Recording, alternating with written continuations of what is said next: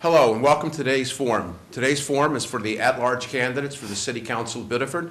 My name is Sam McReynolds. I'm a professor of sociology and the academic coordinator of the Office of Citizenship and Civic Engagement at the University of New England. We are sponsoring, along with Public Access TV, today's forum. The purpose of the forum is to give the candidates an opportunity to express their ideas. It's for the public to hear what they have to say and to assess in voting. And it's also to bring in our students from the University of New England who have formulated the questions and will be asking our questions today.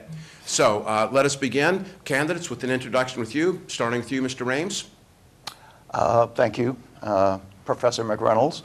I'm Richard Rames. My wife and I farm the ground, or try to farm the ground, where I grew up. Graduated from Biddeford High School in 1964, and it's all been downhill since. A lot of folks in town know of me anyway. I've been something of a fixture at council meetings for the last several decades, usually arguing that the council shouldn't do what they then go ahead and do. So I'm currently on the council and am running to serve again. Mr. Parento. My name is Daniel Parento. I am a lifelong resident, proud, successful native son, and I am a business strategist and consultant. I'm running at the support and encouragement of a lot of folks here in the city. I'm very happy to be here, appreciative of this time. Thank you. Mr. Lessard. Good day, folks. My name is Mark Lessard. I'm fifth generation here to the city of Biddeford. I'm married. My wife's name is Denise. We've been married for 27 years. I've got two children, Joshua 24 and Amanda 21. I've been a former city councilor here in Biddeford from 93 to 2003. And the latest trajectory of where we're headed as far as a city brought me back to putting my name in the ring for being considered for one of the city at-large councilors. Thank you. Mr. Emerson. Hi, I'm Jim Emerson.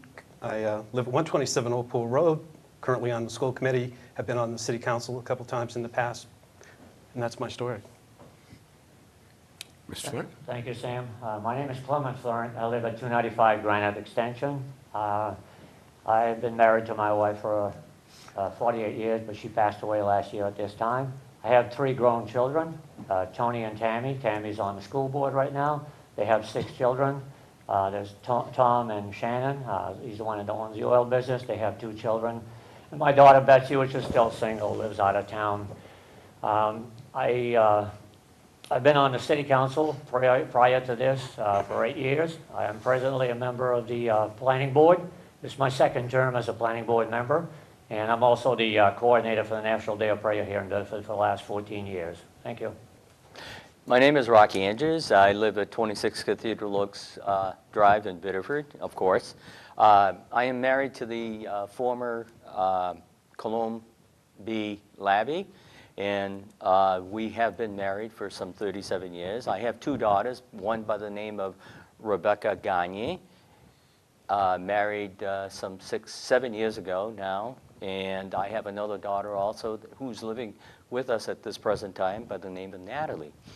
I have had a good 5 terms on the city council. I have been to many different, I have been in many different committees, helping the city of Biddeford for over some 30 years, whether it be nominated to the police commission or advancing myself with my church groups or doing things within the community as a whole. I've been a planning board member. I've been on the Park and Recreations Commission. I've been on, I'm at the moment on the committee with the city council on the capital projects. And I continue to strive to take care of the citizens of Biddeford. Thank you. And we have one other candidate, Rock Andrews, who is not with us today, but will be filmed, and for the viewers out there, we'll be bringing his answers to the questions. So you'll not see him at the panel, but you'll see him responding to the questions as the other candidates are today. So let's turn to our students and have them introduce themselves. Tim? My name is Tim Newell. I'm from Augusta, Maine, and I'm a senior biochemistry major at UNE. My name is Melissa Klemt. I'm from Ellsworth, Maine. I'm a freshman psych major at UNE. I'm Michael Allen. I'm a business major at UNE, and I'm a senior. Thank you, and welcome. We'll start with our opening statements. You have 3 minutes. We will start again with Mr. Rames, and then with each question after that, we will move down the line and begin with a different candidate. If you'd like to begin. Okay. The issues that we're going to talk about today are, I guess, some of the theoretically hot-button issues. This council was elected after years of zero budget increase, something like 30 or 35 positions eliminated in the school system, on the verge of signing up for another long-term contract with our favorite local incinerator, which I will call Merck, because that's what they were. And Merck decided they didn't want to do this anymore. So this council had the opportunity to do things a little different than we've done the last 30 years. The incinerator basically was a drag on the redevelopment of the downtown. This council has moved, I think, better than any council that I can remember in terms of trying to correct problems in the past. And I don't know what the future holds. There have been, I call it some blood in the water, because this council did try to get back to address unmet needs, which then created the opportunity for some people who have been out of power for several decades, or for a decade anyway, to try to come back and to pursue policies that they pursued before. As we go along, maybe we can talk about those failed policies. But anyway, it's a new election, and we'll see where the dust settles afterwards. I hope that we can continue to make public investment and to set Biddeford on a path for a sustainable future. Thanks. Thank you, Mr. Parenteau. I really believe that Biddeford is really a turning point story that has already begun to unfold. I think that we are squarely on a path, agreeing with Mr. Rames here a bit, to move in the right direction. I think that this is a new era whereby the topmost important things to focus on, certainly in my campaign, has been tax stabilization, certainly addressing some very serious, in my book, infrastructure needs, as well as a move away from an antiquated budgeting system and onto a progressive budgeting system that looks much further than 12 months down the road. So I think that with the collective talent, the collective wisdom within our own city limits, we will get there. But it's really going to take the right type of leadership, and it's going to take the right amount of will to change paradigms and to move towards a more participatory, I guess, style of government. And that's what I'd like to start out with. Thank you. Mr. Lassard? Yes, good day, folks. First thing I'd like to say is I'd like to thank all of my fellow candidates that are running at large. There's 6 of us that are running for 2 seats. And it's great to be able to see participation from many different levels. We haven't had that for a while. Traditionally, when you see people look to take action and people to participate, it's really because they see that things are not going in the right direction. If people felt that it was going in the right direction, then they would just let it continue going in the path that it is. And right now, I think that because we've got the broadest number of at-large counselors that we've had in a long time, I think there are folks out there that just say it's time to step up and that I need to get involved and change the trajectory of where we're headed.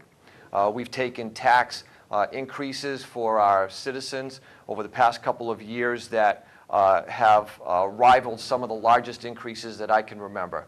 And our folks here in the city really can't afford to continue having 5, 6, 7, 8% increases on taxes year over year over year. And that's one of the big reasons why I've gotten involved. If you take a look at other service center cities that you have around the country, Detroit is very much the same as Biddeford. It's a city that for years infrastructure was built. People came in from outside of the city to do their work, but Detroit was burdened with all of the costs of having to maintain not only their city, but others around them to ensure that things were done correctly. And over the years, people have moved out to the outskirts, but left a tremendous burden with Detroit to be able to manage. And with their tax structure, everybody saw that they had problems and defaulted and went into bankruptcy this past year. I have friends that serve in other councils here in New England that their cities are built very much like Biddeford and are facing the exact type of struggles with their tax base that they have. And I just want to be able to ensure that our citizens are able to be able to afford not only taxes, but what they do on a daily basis, whether it's running their homes, their food, medication, and everything that they need, and not have to decide which one am I able to afford this week and which one can I go without. So that's really the reason why that I've gotten back as a candidate for at-large council. Thank you. Thank you. Mr. Emerson. Thank you. I too am running because of what I see, but what I see is a great future. I think there's been so many changes in the community over the past 2 years, maybe 4 years, leading to, I see what it can be versus what it is. And I think there have been a lot of good things done. I'm concerned that there isn't the will to continue making progress. We will be what we commit ourselves to be. We will not have opportunities for our people, whether it be employment, stabilization of the tax rate, if we don't invest in ourselves. We will not attract opportunities to help our community. We have to help ourselves first. A lot of people talk about excessive spending that over the past couple of years, the city has spent like a drunken sailor. And that's not true. The tax rate, the mill rate has gone up, but it's very simplistic view to say that spending has gone up. The funds coming from the federal government, the funds from the state have been reduced significantly, putting the burden on the property tax. And the city has continued to address looking for opportunities to reduce its expenditures. For instance, 2010 to 2013, the end of the fiscal year, which was June 30th, there's been a reduction of 50 employees in the combined city school of this community. 41 of those have been in the school system. So there has been the addressing of constraint in spending. What we need to do is to continue focusing on bringing opportunities into the community. Again, we will be what, it's a self-fulfilling prophecy. If we stay where we're at, we will stay where we're at. Right. Thank you. Mr. Florent? Thank you, Sam. The reason I'm running this term instead of running on Ward 3 is I really appreciate my candidate on Ward 3, which is Brad Cody, and I didn't want to run against him. I'm running at large so that I can be expanded in the way that I can serve the city of Biddeford. I go around town, I work on an oil truck in the wintertime, and I do speak to a lot of people, but I hear more, I listen more than I speak. I always say God made us with 2 ears and just 1 mouth, and that's the way I look at it. I am a good listener, and I sit at the table of knowledge, which I call it. There's more than one table of knowledge in this town, and I listen to all the concerns, and all the needs that some of these people have. And a lot of these people don't have a chance to go to the Public Works or wherever it may be at the city council meeting and express their views or their concern. And I want to be that voice that'll carry their message, their concern to the staff and to the department heads. They need to hear what people are doing out there, or what they need, or what their concern is. And I also know myself, because I'm around town all day long, 8, 10 hours a day. So I have a pretty good idea of what's going on in town. One person cannot solve all the problems that we have. There's a city manager, there's the mayor, and there's 9 members of the council, and we all have different ideas, but we can all work together to accomplish what needs to be done. And that's one of the reasons I'm running.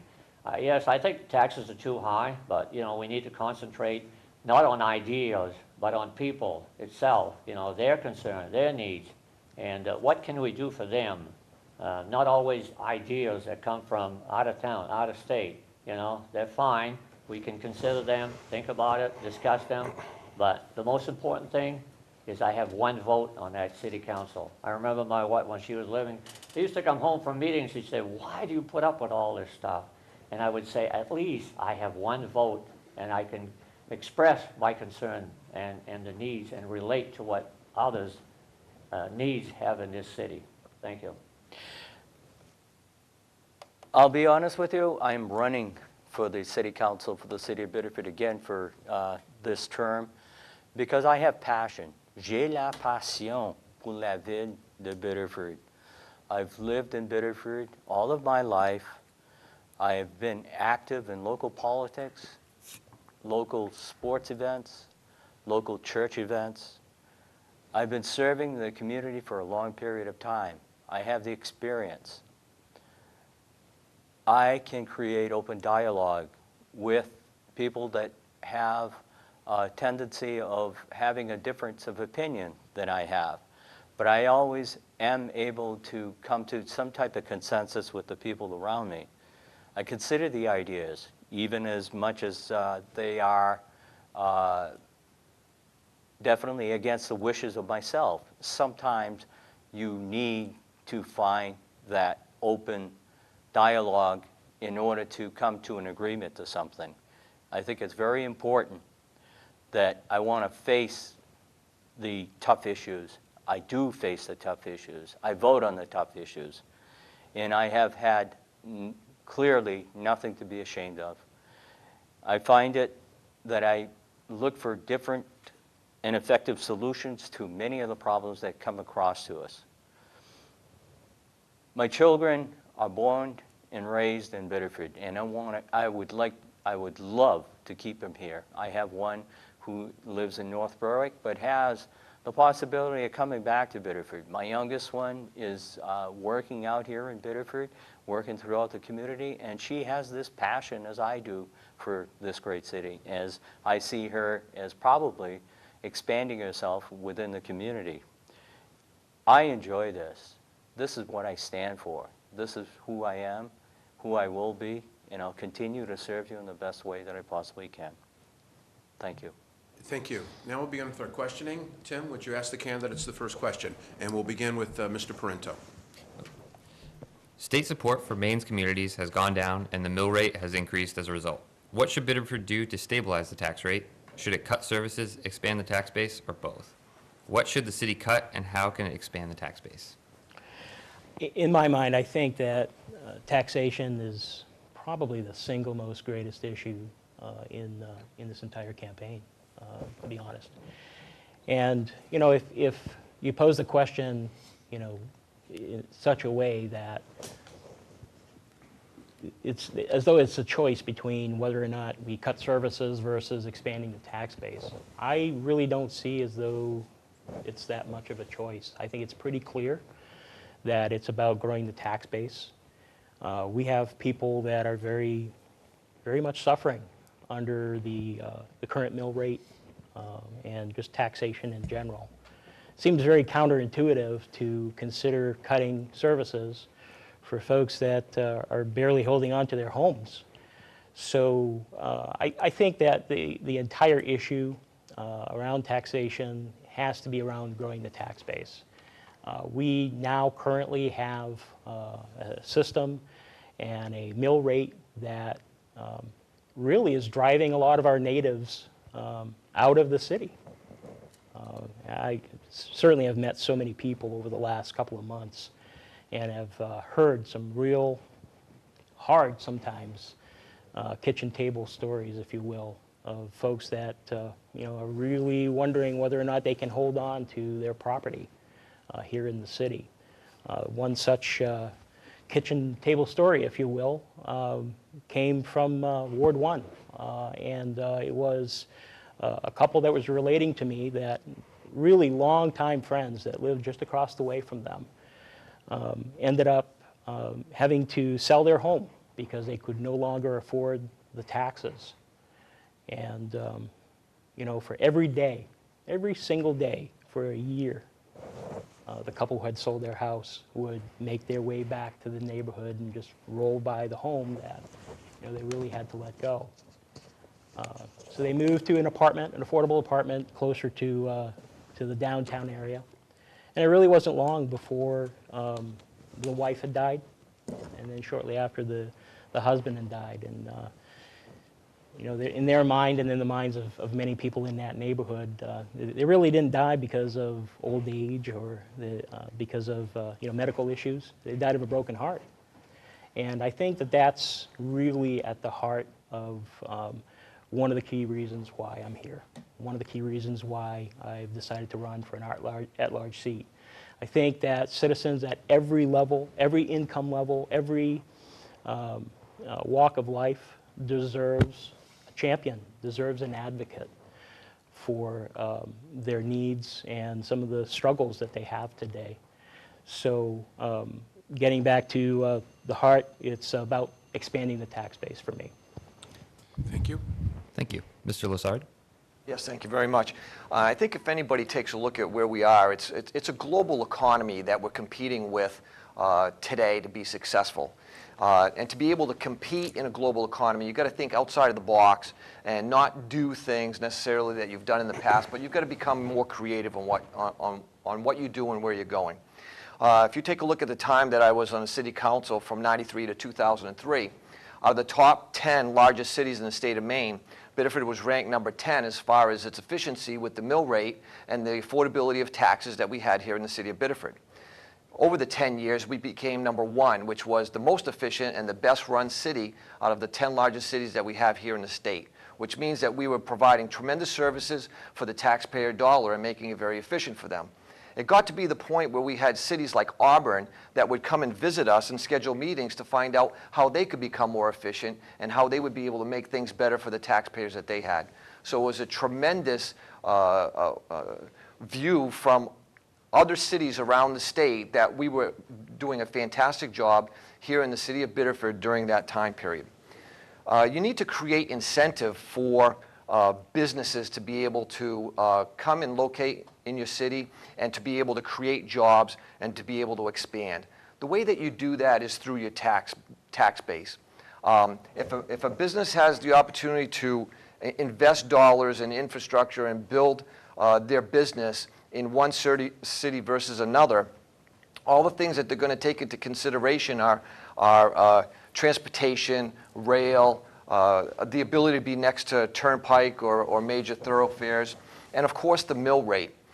If we can be competitive and be able to show businesses that we can be as affordable or more affordable than other cities around us, that means that we have opportunity for expansion, which means we grow our tax base, getting back to your question, and that gives us less worry or less need to be able to go and look at taxes as they currently stand. I certainly don't think that we can go and start to grow taxes that we have with our citizens because I think that they're overtaxed today. I think that all areas within the city have to be reviewed to see how efficient they are operating to make sure that we're providing every opportunity for the taxpayer dollars and that our citizens are getting a fair return for the money that they pay. Thank you. Thank you. Mr. Emerson? Thank you. Bottom line, growth of the tax base is what's necessary. And how you do that is not necessarily strictly on how you manage the mill rate. It's how you manage your community. Businesses and people are attracted to communities that invest in themselves, that ensure that they do proper protection of property and people.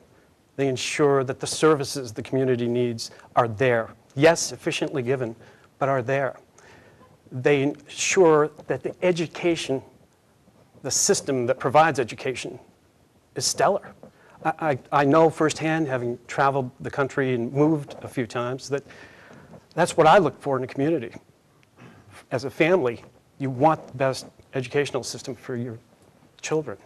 Those are the things that attract economic development.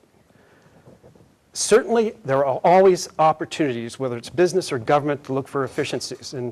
And part of why we don't in Biddeford is that we slowly cut, and we make it impossible for a lot of our departments to be efficient. Efficiency costs money. There has to be an investment. People have to be trained. They have to be given tools. They have to drive the proper leadership within the municipal organization. To be able to do that, it does cost money. There will be a payback, and I believe it's very important that we hold the course that we've been on for the couple of years, because it will pay off, particularly with Merck gone. There were a lot of opportunities for development within our community, but Merck did scare it away. Who would want to invest, even in cheap land or cheap buildings, with Merck there? And that's been removed. I think there's a tremendous opportunity to expand the tax base and continue to help our people. Thank you. Mr. Florent? Thank you. Well, first of all, let's talk about stabilizing the tax rate. We've got to stop paying interest. That's my big thing here. First, we renovated the high school for $34 million. We're paying $22 million of interest on that school. My idea of it at that time would have been to borrow $5 or $6 million, do the repairs we have to do, and then pay it off, and then start over again. We could have built a brand new school for probably $55 million, sell the school that we have. We would have been way ahead of the game and have a brand new school.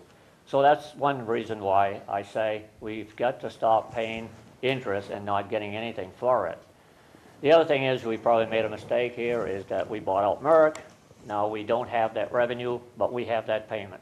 So between that payment and the bond issue that kicked in for the renovation of the high school, that's why the tax mill rate has gone up quite considerably.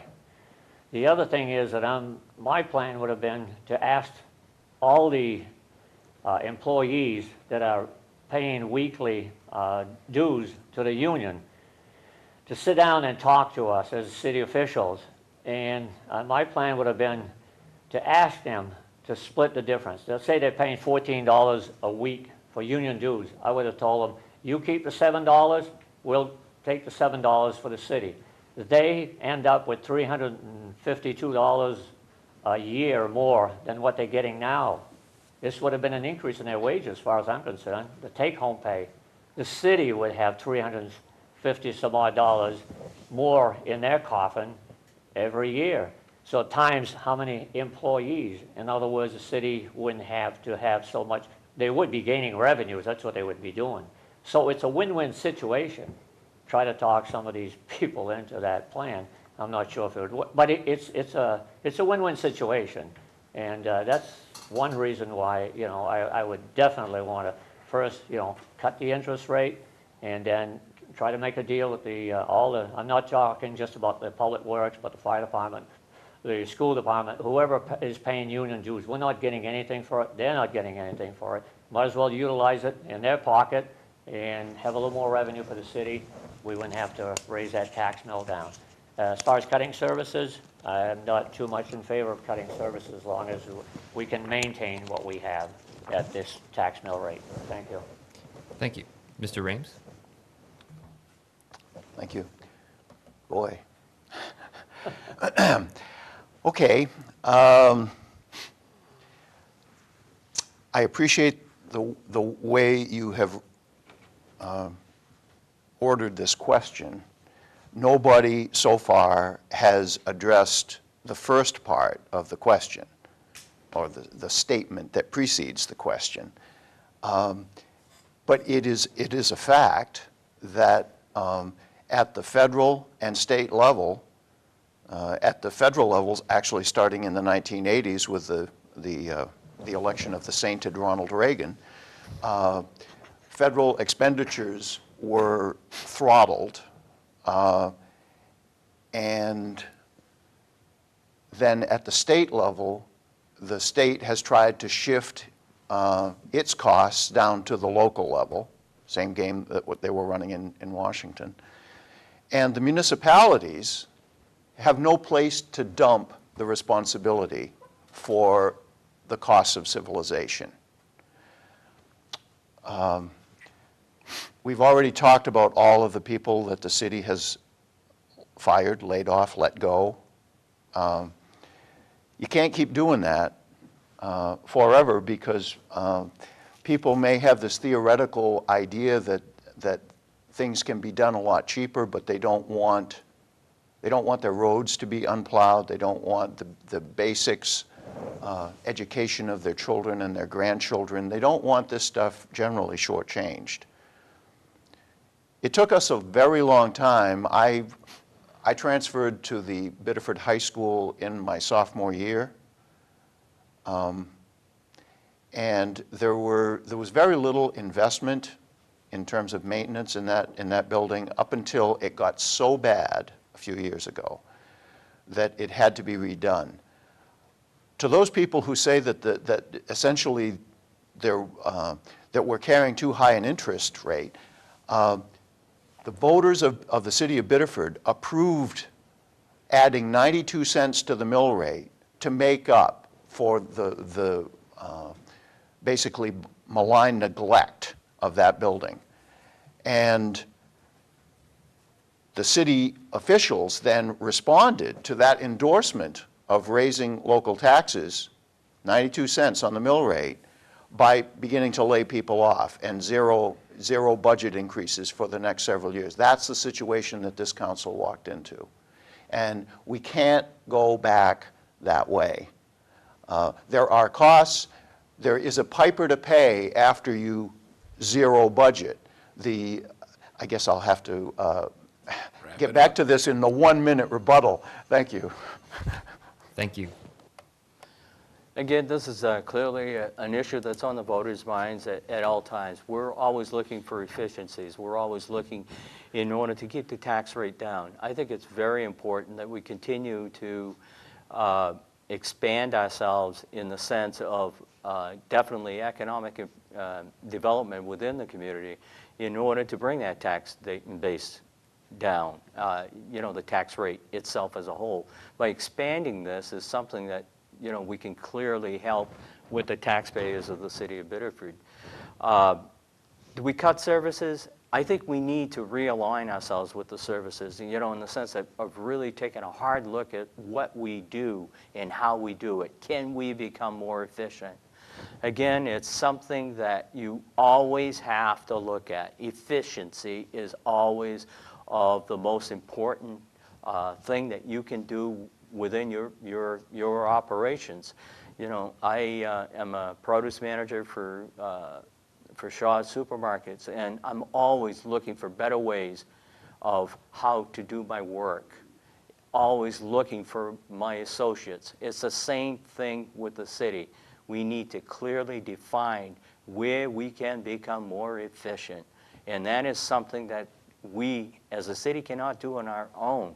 I honestly believe, again, a lot of people don't like this word, but a study being done about the efficiencies and how we can get across to some of our department heads that we may have to change things a bit. Change, what a word. That is very, very important, that we make them understand that we need to look at things in a different light. I know it's going to cost us a little bit of money in order to get this type of study done, but I think it's something that I brought out during the course of the year, and certainly at the beginning of the year, where I was coming out with some of my suggestions. There are things that we can do to cut services and not harm anyone. And one of the things that I look at is streetlights. I mean, if you look at the magnitude of the budget itself as a whole, for what it costs us for streetlights in the city of Biddeford, it's astronomical. And I believe that that is one of the things that we can look at and maybe become more efficient. So, thank you very much. Would you like to respond? I think that it's pretty well known, the fact that state and federal funding continues to diminish. At some point, I think cities and towns need to find a way to come to grips with that and let go of this notion that it'll be restored and everything will be rosy again. We have to find ways to kind of wean ourselves from that type of funding expectation. And I think that in doing so, this is really at the heart, at the crux of what we have to do in terms of addressing tax stabilization. That's all I have to say about that. Thank you. Mr. Lessard? Again, just to reiterate what I was saying before, I think our real opportunity is to provide chance for businesses to want to come to Biddeford and create jobs and be able to build their businesses here. The way that you do that is you give them a reason through efficiency within the city, very good tax rates that compete with other cities around you instead of not competing with them, and all of the other pieces necessary for workers to want to be in that area. I think that if our city becomes more efficient and we're able to provide those tax opportunities for businesses to come to our city, then that is just going to create a cycle of continued investment by the private sector to be able to spur on jobs, which then just creates better opportunity for everyone. Thank you. Mr. Emerson? Just to reiterate my point is I believe we do need to attract business, but it's just not numerics that bring companies to communities. It's a way of life. And we have a wonderful community. We have a wonderful opportunity to continue a great progress that's been made. We just need to hold the course, need to be prudent. We need to look for opportunities to be efficient, but that has to be driven from within the city. Outside, if we drive efficiencies by just taking money away, it's impossible to get efficient. All you do is you continue to get more inefficient if you don't have a plan and if you don't drive the proper funding to implement what's needed. Thank you. Mr. Florin? Coming back to the high school, more people did not vote for the renovation of the high school than people voted for it, technically. There's, I believe, you can correct me if you want to, I believe there's 7,800 registered taxpayers in the city of Biddeford. The school bond was approved by roughly, I don't have the correct figures in front of me, like 2,500 votes. So if you figure those that voted against it, plus the ones that didn't vote for it, you put the math together and you get less people that voted for the renovation of the high school that voted for it. That's one point. The other thing is we're talking about state support has gone down. I believe the excise tax, the revenues from the excise tax has gone down also, and for the state, I think the governor's doing a real fine job of doing what he's doing, but I think this is why it's so important to vote some of these people in the legislature and those that go to Augusta to represent us, not to get into this situation. But I think the economy is one of the reasons why we're not receiving as much money as we used to. Thank you. Thank you. Mr. Rames? Okay. Those halcyon days when the tax rate was stabilized, there were a number of ways that was done. One of them was spending down the undesignated surplus. That's the strategy that Saco just got done with. It costs money for civilization. That money has to be spent. The city has millions of dollars in its undesignated surplus. If we go back to the future, certain people would repeat those strategies. One of the other strategies was to put the school department and city hall and charge the state for rent for the school department. That's now illegal. You can't go back to that well again. And the school department has now moved to the school system. It's interesting listening to this stuff. Your mill rate is killing you. We don't have enough time to talk about this stuff. In the first go-around here, I actually talked about how this idea of growing the mill rate, growing the tax base rather, to lower the mill rate doesn't work. There isn't time here. But maybe the next round when we do the Lincoln-Douglas style debates where people have actually like 10 minutes, we could talk about that. Thank you. Thank you. Thank you. For this next question, it's in regards to the infrastructure, and we'll begin with Mr. Lassard. What are the major infrastructural problems in Biddeford, and what should the city do to correct the problems in the infrastructure? Well, going back to when I first opened, today is that, it's a global economy. You have to be able to compete in that fashion. If you take a look at the expansion that we have here in the United States and where it's all happening in the southeast of the U.S. And the reason why is being driven by natural gas. It's an energy source which we have plentiful here in our country. It's gotten to the point where we're getting to where we can't even store it. There's ample natural gas. Situations where we're having to burn it off as we're pulling all of the other resources, and it's a very inexpensive means for energy. I would think that would be a great opportunity for our city to be able to be one of the leaders in trying to bring the expansion of natural gas in our city. I know that there are businesses that would love to be able to have the expansion in the Northeast Corridor, and we would be a great place to hold up our hand and say, we really want to be able to do that and expand that type of resource for ourselves. That would put us in a better place to be able to compete for businesses. It would give them a low-cost energy opportunity for them to be able to locate their business here. And again, as I've been speaking, you have to give reasons for businesses to come here. And if you have that type of energy opportunity along with a reasonable tax rate, they will come. Thank you. Thank you. Mr. Emerson? Thank you.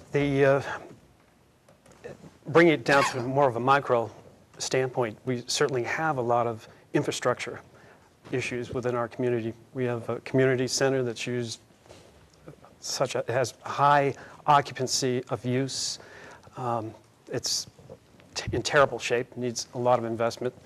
Some of the schools are newer, but as time marches on, they'll need to be addressed. Roads need to be improved. There are a lot of issues, and I believe what we need to do is we need to alter some of the budgeting, some of the planning process, and do, as was mentioned earlier, that looking out further and stick to a plan, build a plan. We have plans. The Public Works Director puts together a plan for the pavement of roads and streets, also for the replacement of vehicles when it's necessary. We need to get back to planning and do that. And I'm not, using bonds is not a bad thing. It's a good utilization. It's a good way to finance. And the state law provides for communities to have debt, bond debt of up to 15%. Last I knew, we were, that means that Biddeford could be around 300 million. I believe we're around 70 or 80 million right now. Certainly, we don't want to be in a situation where it's just immediately implemented without a plan and does cost a significant increase in mill rate. But by planning it out, we need to address it. Otherwise, either we pay for it in a planned, orchestrated manner at low interest rates, or you have to pay for it out of your mill rate on an annual basis. And what we need to do is identify it, put together a plan, and stick to the plan, and have the fortitude to continue to invest in the community. Thank you. Mr. Florent? Thank you. I think the major problem in this city right now is the road condition. If you've looked at the candidates right up in the paper and so on and so forth, every one of them has mentioned how bad the roads are. I, for one, know exactly how bad they are. I drive about just about every street in this town. Then I go in some other cities, and I travel all the way up to Limerick the other day with a dump truck. I knew when I was in Biddeford, you know, I'm not knocking the Public Works Department. I think they're doing an excellent job. Guy Cassimer is doing a good job. So does Carl Marcotte and all of those involved in the Public Works Department. I know that when Guy Cassimer comes before the City Council, he's asking for $1 million to pave the streets. What happens? And this council here, with their wisdom, allowed 0 for paving this year. So I know that the taxes would have gone up even more had they allowed some money for paving. But we've got to bite the bullet and you know, just give some more money to Guy Cassimer so he can do the work. I know he always says, I'll do whatever you tell me, but I'm not sure if that's the right attitude. He's got to pound that pulpit, that I call it, and ask for some more money to do some of those streets. The other thing that I had, if there's any concern with some of the infrastructure as far as the buildings and so on and so forth, we've got Phil Ratting. We pay him some good money to go around and look at the buildings, see what's got to be done. I almost think the department head should know exactly what needs to be done in their building. Roger Beaupre is the chief. He knows what's got to be done in that building. So does Chief Joe Warren, you know, when it comes to his building. And again, Guy Cassimer, you know, these buildings should be kept up. And of course, the big problem is the school in the past. You know, they've been neglected. I'll agree with Councilor Rain. They've been neglected. There's no question about it. We could put the blame on somebody and say, hey, you waited too long for this. You know, that should have been taken care of as it breaks down. In your home, you fix it up as you go along. You don't wait till the house, till the roof is leaking and so on and so forth. And you know, if somebody would have come before the city council at that time and say, hey, we need some repairs to be done at the high school, I'm sure that they would have allowed some money, or if they had to raise the tax at that time, a certain percentage, it would have been taken care of. It wouldn't have cost so much at the end. So, you know, I think, you know, we have to hold our department heads responsible for their building, and I'm sure Phil Writing is doing a good job of keeping us informed of what's going to be done. Thank you. Thank you. Mr. Ames? Well, I think I said the first time last week that with respect to a lot of the issues facing the City Council and the population of the City of Biddeford, it's not so much that we have an infrastructure problem as we have a problem of failed political will. The city has let go its infrastructure. We're under a consent decree with the federal government because we let our sewer system go for so long. There's some talk about the EPA actually taking over enforcement from the DEP. There has been a historical tendency to ignore public infrastructure because every council has to deal with the mill rate, and there's this constant drumbeat that suggests, actually plainly states, erroneously, that taxes in Biddeford are much higher than they are in other similar communities, and they are not. The state tracks this. This came up during the last budget process. Biddeford has a lot of older buildings. It has a lot of older infrastructure. It has needs, and the city has been terribly remiss in the past in dealing with these things. The problems mount. It was just suggested that if somebody came forward and said, hey, there are buckets in the high school hall, and the roof is leaking at the high school, that somehow the political class would have responded to that. They didn't. People drive on the roads every day. The council put a bond issue to fix the roads out last time. It failed. There is this easy assumption that somehow elected officials are going to spend money as it's needed.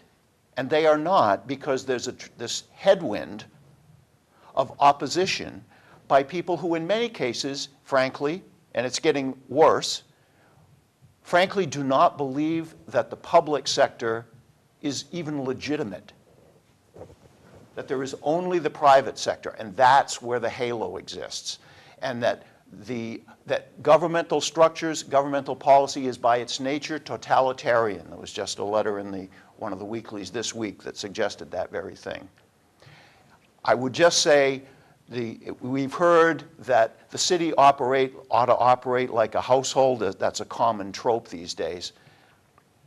If your house needs a new roof, you just do it. If you don't, well, shame on you. Elected officials are put in charge of taking care of commonly owned infrastructure. And frankly, they haven't been up to the challenge historically. This council's tried to do a little better. Thank you. Unsuccessfully in the main. Thank you. Mr. Parento? I think that, infrastructure has to be addressed, without question. I look to things such as some of the items that have been cited so far, certainly our roads, sidewalks. We have sections of our water system and our sewer system throughout the city that are, long on 200 years old, made of brick. So, to say that parts of our infrastructure is crumbling and is in dire need of attention is a gross understatement as far as I'm concerned. I think that it is in such a state that it is imperative for this next administration to devise a list, if you will, a list of the highest priorities of infrastructure issues and infrastructure challenges that we have, and prioritize them in such a way that the topmost of those priorities really has to be manifested into a master plan to attack these very, very, very quickly. I appreciate expanding the infrastructure. We talked about expanding the tax base, and one of those ways may be to attract new business development into the city. Well, the patient's already on the table and bleeding out. We have to address what we have now. I'm not a really big build it and they will come type of guy. I think that it's important enough to be, right at the top of the list of issues. All right, what are the major problems? I think there's a lot of different infrastructure problems that we have within the community as a whole. There's a lot of things that people don't see. They don't see, the sewers. We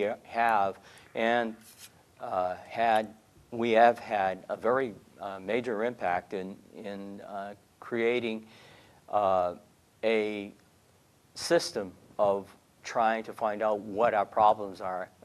It's something that we do not see. It's something that lays underneath the ground, and we need to have and continue to create a system in order to take care of that infrastructure. As the sewers are aging. We have sewers on Alfred Street that are over 200 years old, and those are things that we need to bring out and take care of. That is one of the infrastructures that we have.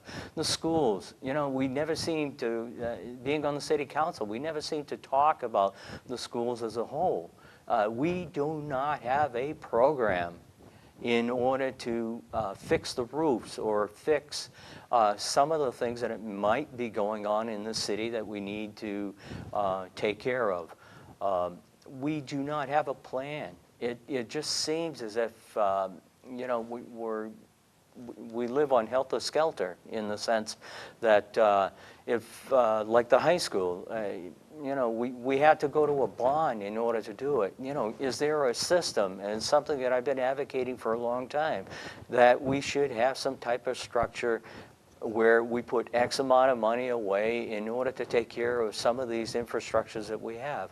We have a clock tower, that's about ready to rumble down. I mean, I don't care what you do. All you have to do is go up there and go look, and you can tell that we need to go forward with that and take care of it. And I know that the voters have, you as the voters have turned around and said no to us many a times, but you know, we sit there and try to find the answers, and we try to the best of our abilities in order to bring out some of those things and bring it to you as the voters. And we understand that you don't want to spend money on that structure, as you've refused it more than once. But we need to take care of some of these problems. We have streets. The streets, you know, it's been 3-4 years now. We haven't put any money into the streets. How do we go about taking care of that problem? It's got to come back to haunt us. Do we want to go out and bond for it? Not really. I voted against for not taking out that $1.2 million in that budget last year. I know it would have made the budget even that much harder in order to swallow, but we're at that point where you go around the city and that's all you see is a bunch of potholes. So I say, you know, let's find a way, find a solution, let's leave it in the budget, and let's go for it. So thank you very much. Thank you. Mr. Lassard, would you like to respond? Yes, thank you very much. Councilor Rames and I are not going to agree on very many things, but in this particular case, I totally agree with him that it's a failed political will. And really what it is you've got to take a look at the people that have been sitting in the chairs for the past couple of years for that failed political will. And you can't take and point the finger at somebody else to say, well, I've tried as hard as I could, but I didn't get it done because it was the other people that were around me that didn't want to do it. You're part of a group, and the whole group is responsible for the trajectory of where the city is going. So I totally agree that it's the failed political will and the folks that haven't been able to get it done over the past couple of years. But in support of what I've talked about before, is developing a strategy, which the strategy is all about creating a better tax opportunity for businesses to relocate. One of the tactics within that is natural gas energy, and I'm providing strategy and tactics for you to be able to choose of who you're going to support. Thank you. Thank you. Mr. Emerson? I agree with Daniel from the standpoint of planning. Sitting down and putting together all the information, it's there. It's a matter of having the fortitude again and having the council come to agreement, which is very difficult. Whether the councils from 1990 on did or didn't, most of us really had our heads in the sand and ignored a lot of the issues, and they're there because of that. It takes the fortitude to drive forward. We have plans, what needs to be done on the buildings, the roads are identified and prioritized, the vehicles, major vehicles are identified, the information's there. It's a matter of pulling people together to drive the plan and having the fortitude. It's not a matter of pulling the information together, it's there. Thank you. Mr. Florent? Thank you. I did forget to mention the sidewalks. I know as I went along, put a couple of signs, and then I went to the football game last Friday night. And walking back from the football game, I always park probably about a mile away. I like to walk, and walking in front of J.F. Kennedy, especially on that sidewalk, it's like a wave, you know, and a lot of people have mentioned the sidewalks are really bad. I know that Linda Hardacre is working real hard as far as getting grants in town whenever they do construction, such as sewer, replacing the sewer, and they usually do the sidewalks at the same time. I know she's doing a great job at that. So they have to start in the city center and work their way out. However, we still have to work on the sidewalk. To correct that problem, as the question is, we should be able to keep some of that excise tax that we're collecting when people register their vehicle. The excise tax was originally made so that the money would be used for the road repairs, and it was for a while, and after that the state took over on that kind of structure. So you know, we have to get back to that. Thank you. Thank you. Mr. Rames? Thank you. Well, yeah, political will.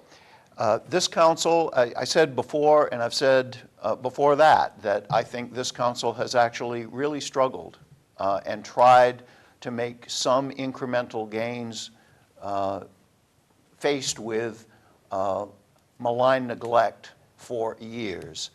One of the infrastructures that we faced over at the fire department was we had very high injury rates because the floor drains weren't working, the floor had settled. This council over, it wasn't an easy thing. There was sniping, but we made the investment. A few weeks ago, there was a story in the paper announcing that the city's workers' comp rates had gone down because there weren't these injuries. Past councils had allowed the situation to get worse and worse and worse, and there was a human toll connected with that. I'm delighted to hear, energy being introduced here, but the gas is being brought into the city of Biddeford, but that gas is fracked gas, and it's not going to stay cheap for very long. I invite you to look into that matter. Thank you. Thank you. Mr. Parento?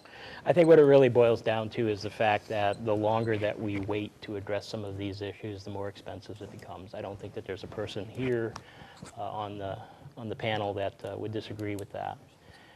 With respect to people who may have a philosophy that we approach infrastructure or the management of it much like we would manage a household, well, there's a lot of truth to that, I think. I think that most of us within the city of Biddeford operate our own family households in exactly that fashion, and we all experience the aspects that go along with waiting, right? So if my car is definitely in need of repairs, but I wait, it won't take long before other things manifest, and now my bill is much higher. So I don't think we can wait. I think it's, if we're picking up on the fact that there's a lot of energy around this, I think there's a lot of truth to that. I think we're at that critical juncture. Thank you. Thank you. We're going to move on to the next topic. It's going to be the parking garage, and we're going to start with you, Mr. Emerson. The argument has been made that a parking garage will enhance the development of downtown businesses and that it's a waste of public funds that will only benefit a few private owners. Do you believe the parking garage is necessary? Do you support or oppose the building of a parking garage downtown? Thank you. I do support a parking garage downtown. I don't have enough information to define what it would look like, where it should be, because it hasn't developed to that point with the city council, for instance. It hasn't been brought forward as a result of still being in flux. What I don't support is expansion of surface parking in a community.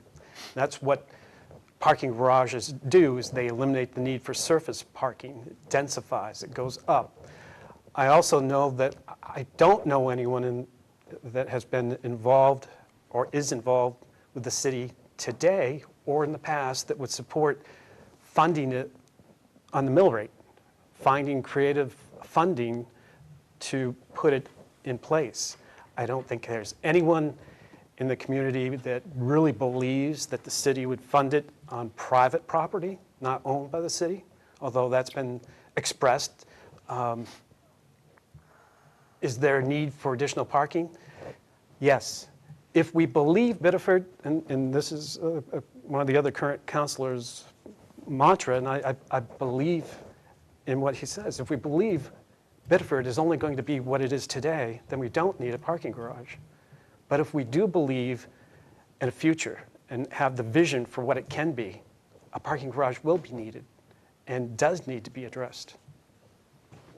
Thank you. Thank you. Mr. Florent? Thank you. At this time, I don't think we need a parking garage. I wish parking was a problem in the city of Biddeford. That's not nice to say that maybe, but then we would need a parking garage. I know we have to think out of the box and plan for the future. However, from the corner of Alfred and Main Street up to the City Hall, you don't see too much activity. I parked there the other day for about 10, 15 minutes waiting for someone. There was plenty of parking space. I could have parked 2 dump trucks or 2 oil trucks on Main Street with no problem, not even backing in. So the activity is going on from, I say, from the City Hall to Elm Street. As far as the parking garage again, when I went for my nomination papers signed, having my nomination papers signed, most people would tell me, and they would hold a pad and say, "Are you for the parking garage?" And, you know, you have to answer correctly and honestly. And I said, not at this time. They would sign my nomination papers. Otherwise than that, they wouldn't sign it. I haven't talked to anybody that's in favor of the parking garage. I'm not saying at a certain point we won't need a parking garage. I'm on the planning board right now. We know that the Lincoln Mill owners have applied for 101 apartments. And the deal is that, you know, they have mostly of their own parking spaces accounted for. Some other investments have depended on the Merrick parking lot for their parking spaces, and they've said that as soon as the Merrick parking lot would sell and some entity would need the parking spaces, they would go into the parking garage. I don't think this is going to happen overnight, and we can most certainly plan at that time. I think a lot of people have the misconception that the parking garage will be coming out of the tax dollars. As far as we know, there will be no tax dollars involved in building that public garage. I'm glad that the mayor has dropped that for the time being, and the council had wisdom to table that for later on, because that was kind of a hot issue, and this is not the time. They didn't have all the information, by the way, to support that at this time. So later on, I'm not saying that we don't need one, but later on, it'll be a good time to discuss that. Thank you. Thank you. Move to Mr. Rames. Thank you. Well, we heard that there isn't enough information out there to make an informed decision about the necessity for structured parking. Actually, this issue has been frankly studied to death. The council and the public, if it wished, could take a look at the reports, the studies that have been done. We hear that there's no current need for parking. I think I said last time, I think maybe the rubble is pretty much cleared from the Merck site. Last time it wasn't. And I pointed out that the rubble was still on the Merck site, and we already have had several projects approved at planning board level, but the issue of parking has been kind of kicked down the road. Now, there is increasing interest in the rehabilitation and the repurposing of the downtown. A walkable downtown is what we have in mind, and a parking garage currently is very much a part of that. Lewiston has 5 of them. Portland has 4 that they own or manage, and there are about 10 or 12 besides that. At this point, until we stick a knife in the car culture, the infrastructure necessary to service the car culture needs to be built.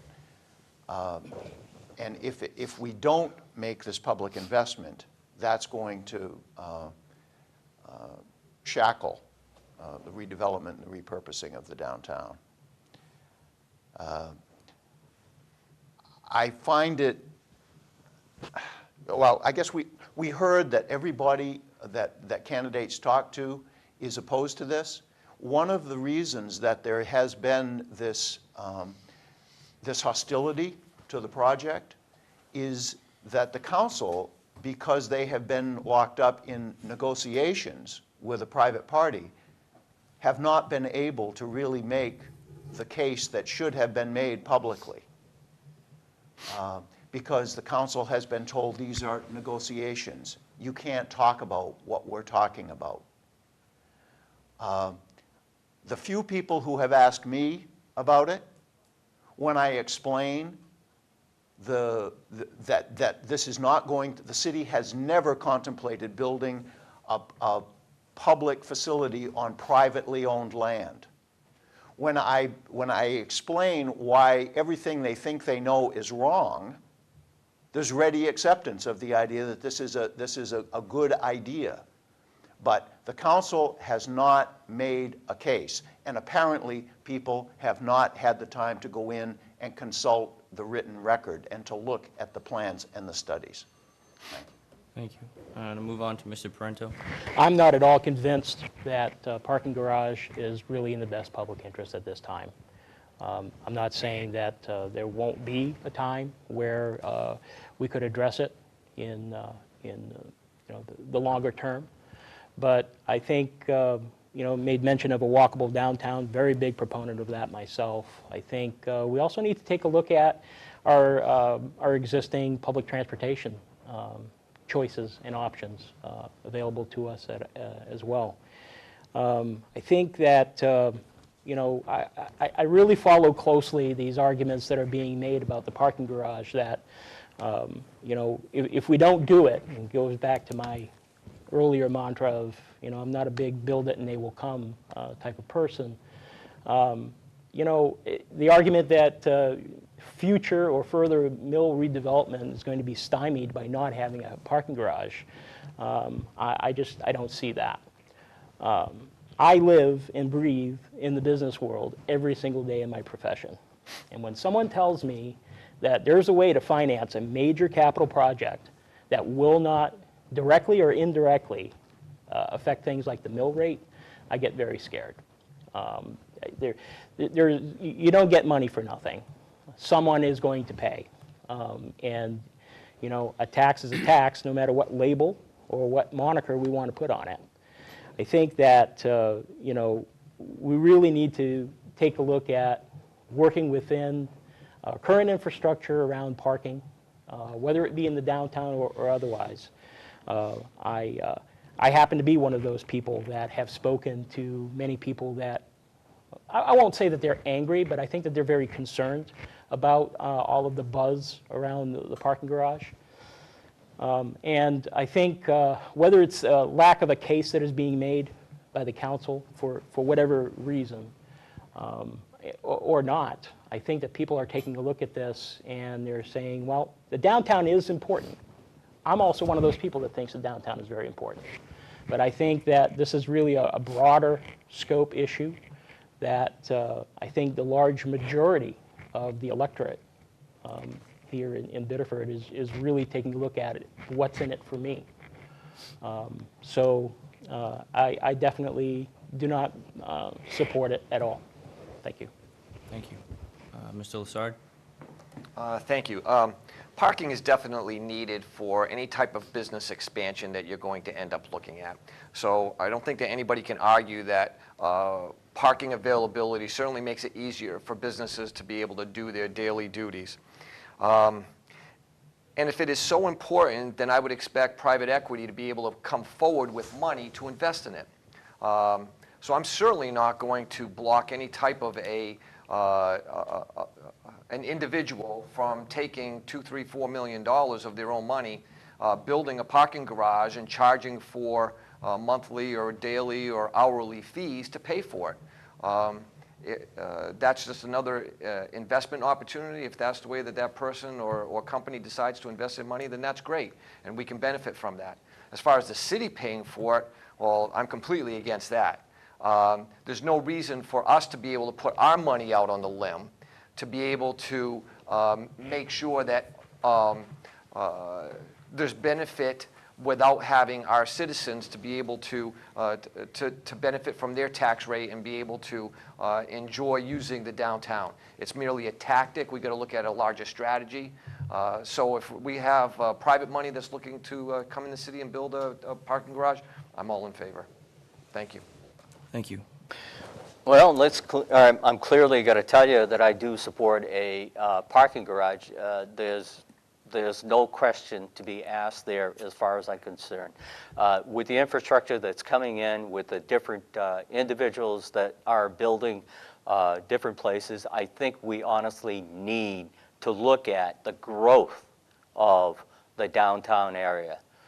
And as many people keep saying, we're always talking about the downtown area. Well, I think if we can get it straightened out, if we can spend some money in the right locations, and I don't know where all of those locations are. I am a city councilor that sat in on executive sessions, and I will tell you that nothing is clearly down pat. There is no way that I would advocate for a parking garage to be put up at the taxpayer's expense. I think we need to look at undesignated surplus funds that we may have.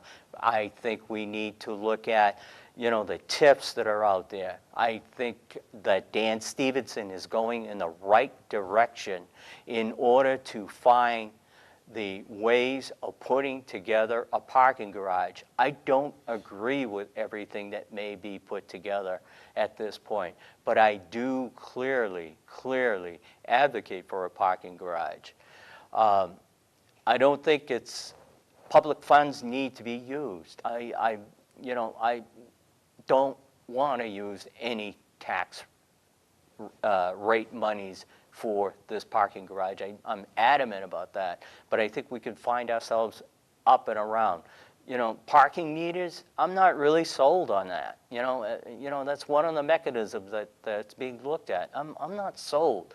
I need to think about that a lot more, and I need to hear from you, the citizens, if I get reelected, on what your ideas are. I do listen to everybody. I take everything very seriously. I roam the streets. I take things with a lot of pride. I definitely take a hard look at everything that may be coming at us. The parking garage, where it should go, who knows? I really don't know. I haven't. We've had a study done. The study's been has had an impact on putting the parking garage on a piece of property that Doug owns, and I don't know if that would be the right place. I'm not sure. I definitely would like to take a harder look at the Washington Street area where the old post office used to be. I think there might be another idea that may come to fruition is maybe more satellite parking lots.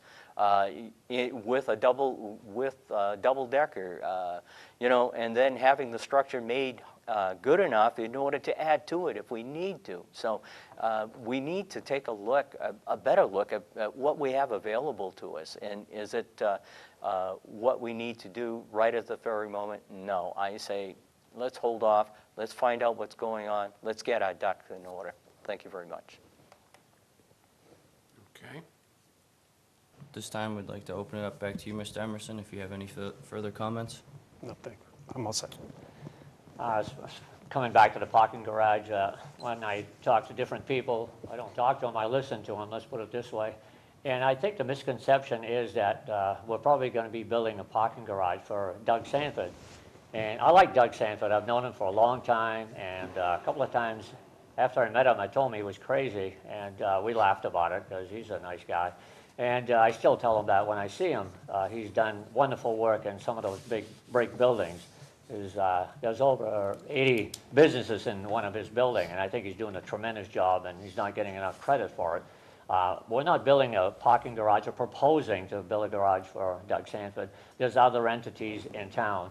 The only thing that I would add to it is if we do build a parking garage at some time or another, I wish the business owner would kind of guarantee that their employees are going to be parking there, not at their cost, but the employer should be paying for the employee to park in that parking garage. This way here we have a certain amount already sold out. Thank you. Thank you. Mr. Rames? Yeah, well, that's, if you look at the reports, how you lift the mortgage on this thing is well addressed in the reports. You don't build this critical infrastructure through the virtues of the private sector. It doesn't happen. As I earlier mentioned, Portland built 4 of these things. It's just part of the deal. The other thing, this council has expressed interest in non-tax revenue. This is not going on the mill rate. Apparently, people at this table don't understand how TIFs work. The mortgage on this thing would be paid by money that would otherwise have gone to the state. That's the way a TIF works. It shelters money on infrastructure, on things like the mega mall out on Route 111. It basically sequesters that money and keeps it in town so that Biddeford doesn't lose revenue sharing or school subsidy. That's why you do it. And that money is directed to redevelopment of the downtown. This is part of that. I think that I guess a minute is plenty to deal with these Well, issues. Yeah, maybe we can have a question on TIF sometime. Thank you. Mr. Parento. Here's all you need to know about the parking garage. I think it's important to make the distinction between the differences between public interest and special interest. And I think that if you think about a large capital project, which I believe it's a fairly large capital project, does it benefit the greater good at this time? I don't think it does. I think that the winners in a parking garage right now, and understandably so, is going to be the mills. I just don't think that we can take on that project at this time. I'm not convinced at all. Thank you. And Mr. Lassard. Thank you very much. Well, if you were to use a TIF, that's for private equity money to be able to expand, and not for use for a city entity to do that. We can spend our money how we want to, so we wouldn't be granting ourselves a TIF. So that's not how that works. Again, if it's somebody that wants to come and build it in our city and they want to spend their money, more than happy to go and support that. If it's something that we need to do right now, we've got other critical things that need to get done in spending, taxpayer dollars. Thank you. Thank you. We'll begin the next question with Mr. Florent. It has been indicated that there is a growing need for workforce housing in Biddeford. Do you support the development of workforce housing in Biddeford in general, and specifically in downtown Biddeford? Being on the planning board, we've encountered this subject many times. As a matter of fact, we're going through the Lincoln Mill, applying for 101 residency and some industries, light industries at one end, and he already has some industries at the other end. He's going to replace them. I don't see any need for it, although there's been a study that indicated that we need some more, I wouldn't call them low-income housing, but workforce housing, I would say, and that's what they're going to be. I don't see, there's plenty of vacancy signs in the city of Biddeford, so I don't see anybody knocking on doors to see if there's a place to live or whatever. I know they always say, the saying goes, that if you build it, they'll come. If we build a parking garage, though, I don't think they'll come. But if we build housing development, I think, yes, they'll come. Not necessarily from the city of Biddeford. That's the only thing that I don't agree on sometimes. But it's a free country, like I've said before. I think most of these places will encourage people from out of town to come and live in those places because they're affordable. That's the whole thing right there. Some of the rents in town may be a little high, although it would give a little bit of competition. But these landlords, which have been here for 30, 40, 50 years, they're paying taxes to the city of Biddeford, and they deserve credit. But sometimes they have to compete against these workforce apartments. So yes, being on the planning board, you got to put your ideas aside sometimes and listen to what they have to say. And if they meet all the criteria, you can't stop them.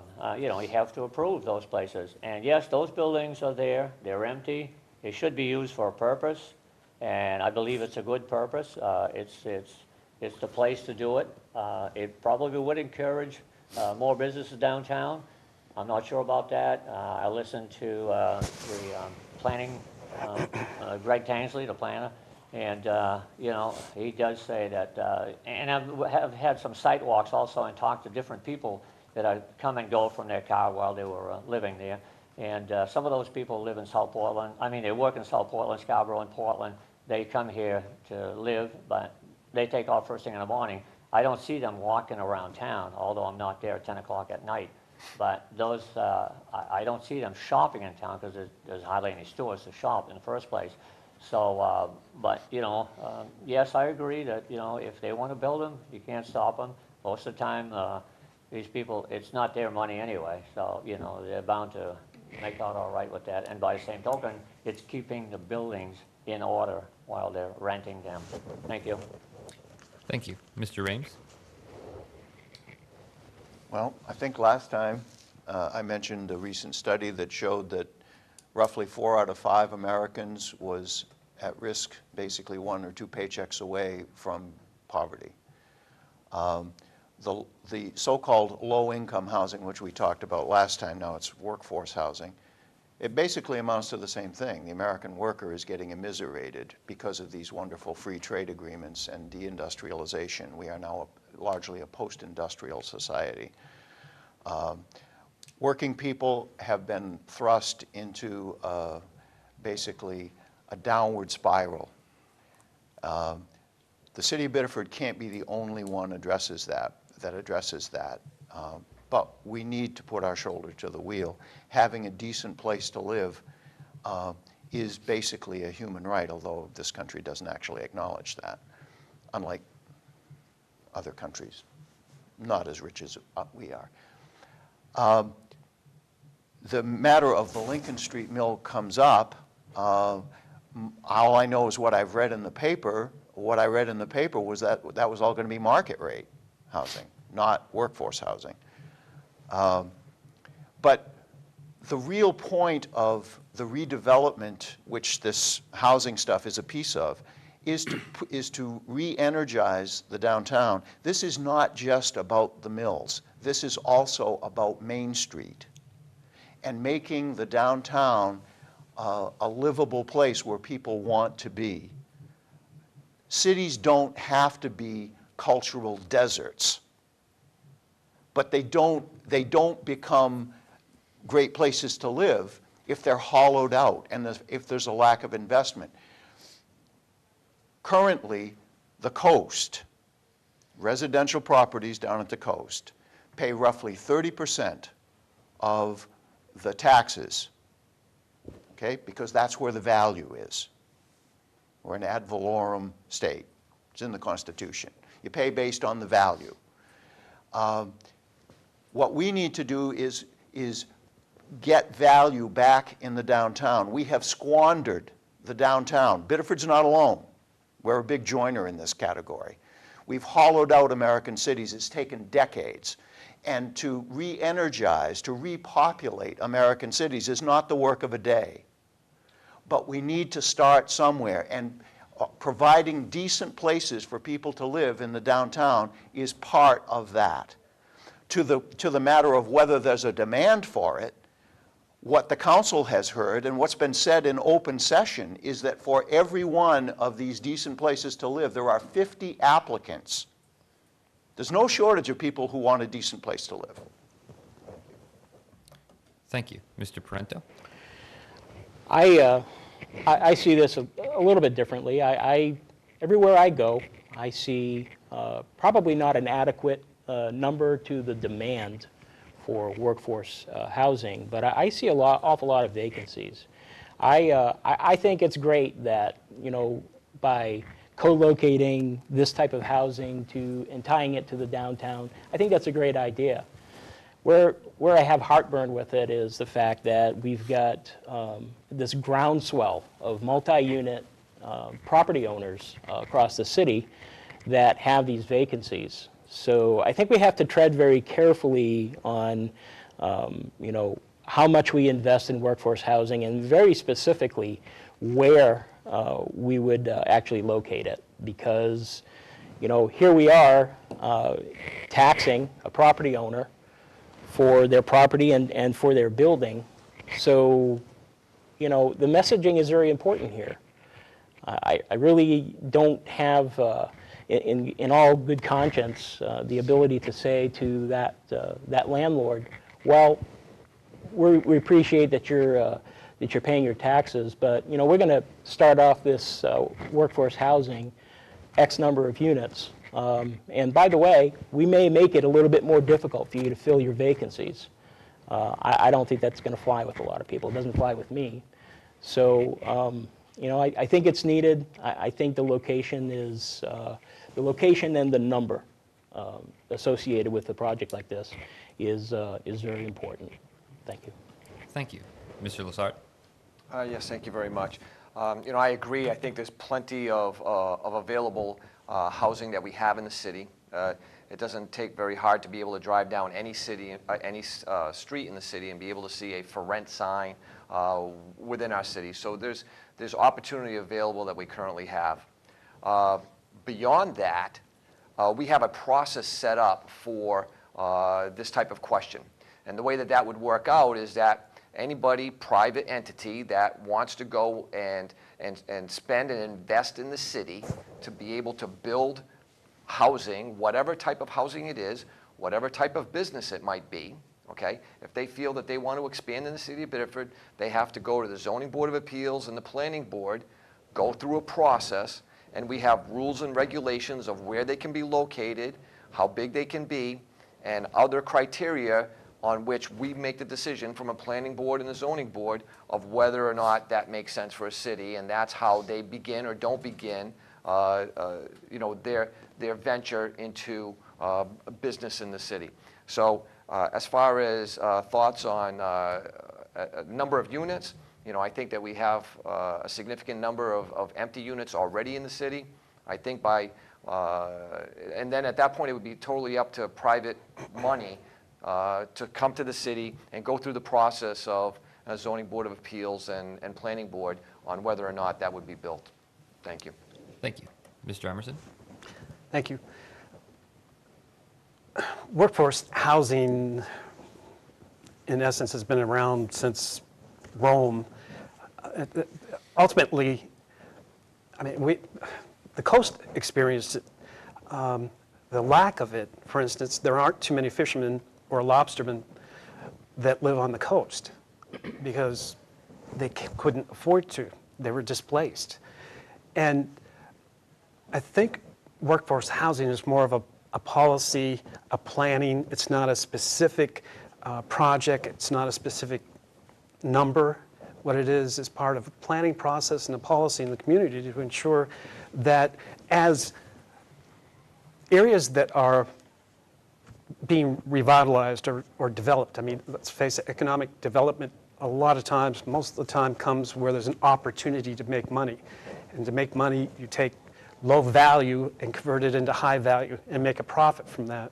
And that's what workforce housing attempts to do, is to ensure the people who live there now will continue to have an opportunity to live there in quality and affordable housing, and that they're not chased off. So I think it's more of a policy, and it's something that the city needs to ensure happens, but a specific project, a specific number, I don't think that I don't think we can be talking about that right now. It's to ensure that as the revitalization of the downtown happens, that people still have an opportunity to live there in affordable housing that's made up of diverse incomes. And that's another piece of it. I mean, today we have many people who are employees of the city that can't live in the city. They can't afford to live in the city, and they live outside of Biddeford.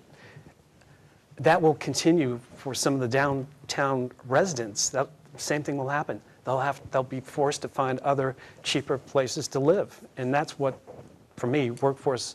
I mean, it started in some of the resort areas, so that people who work in the resort areas could actually live and survive there, because the property values just prohibited them without that. I do support workforce housing. I know that some people are going to say that I voted against one of the proposals that was coming forward, which was Mr. Zanton's property down by the main energy site. I voted against that because I didn't like the tools, the mechanism, the structure that was put together for that. And plus also I was very well concerned about what we just finished talking about where they're going to park.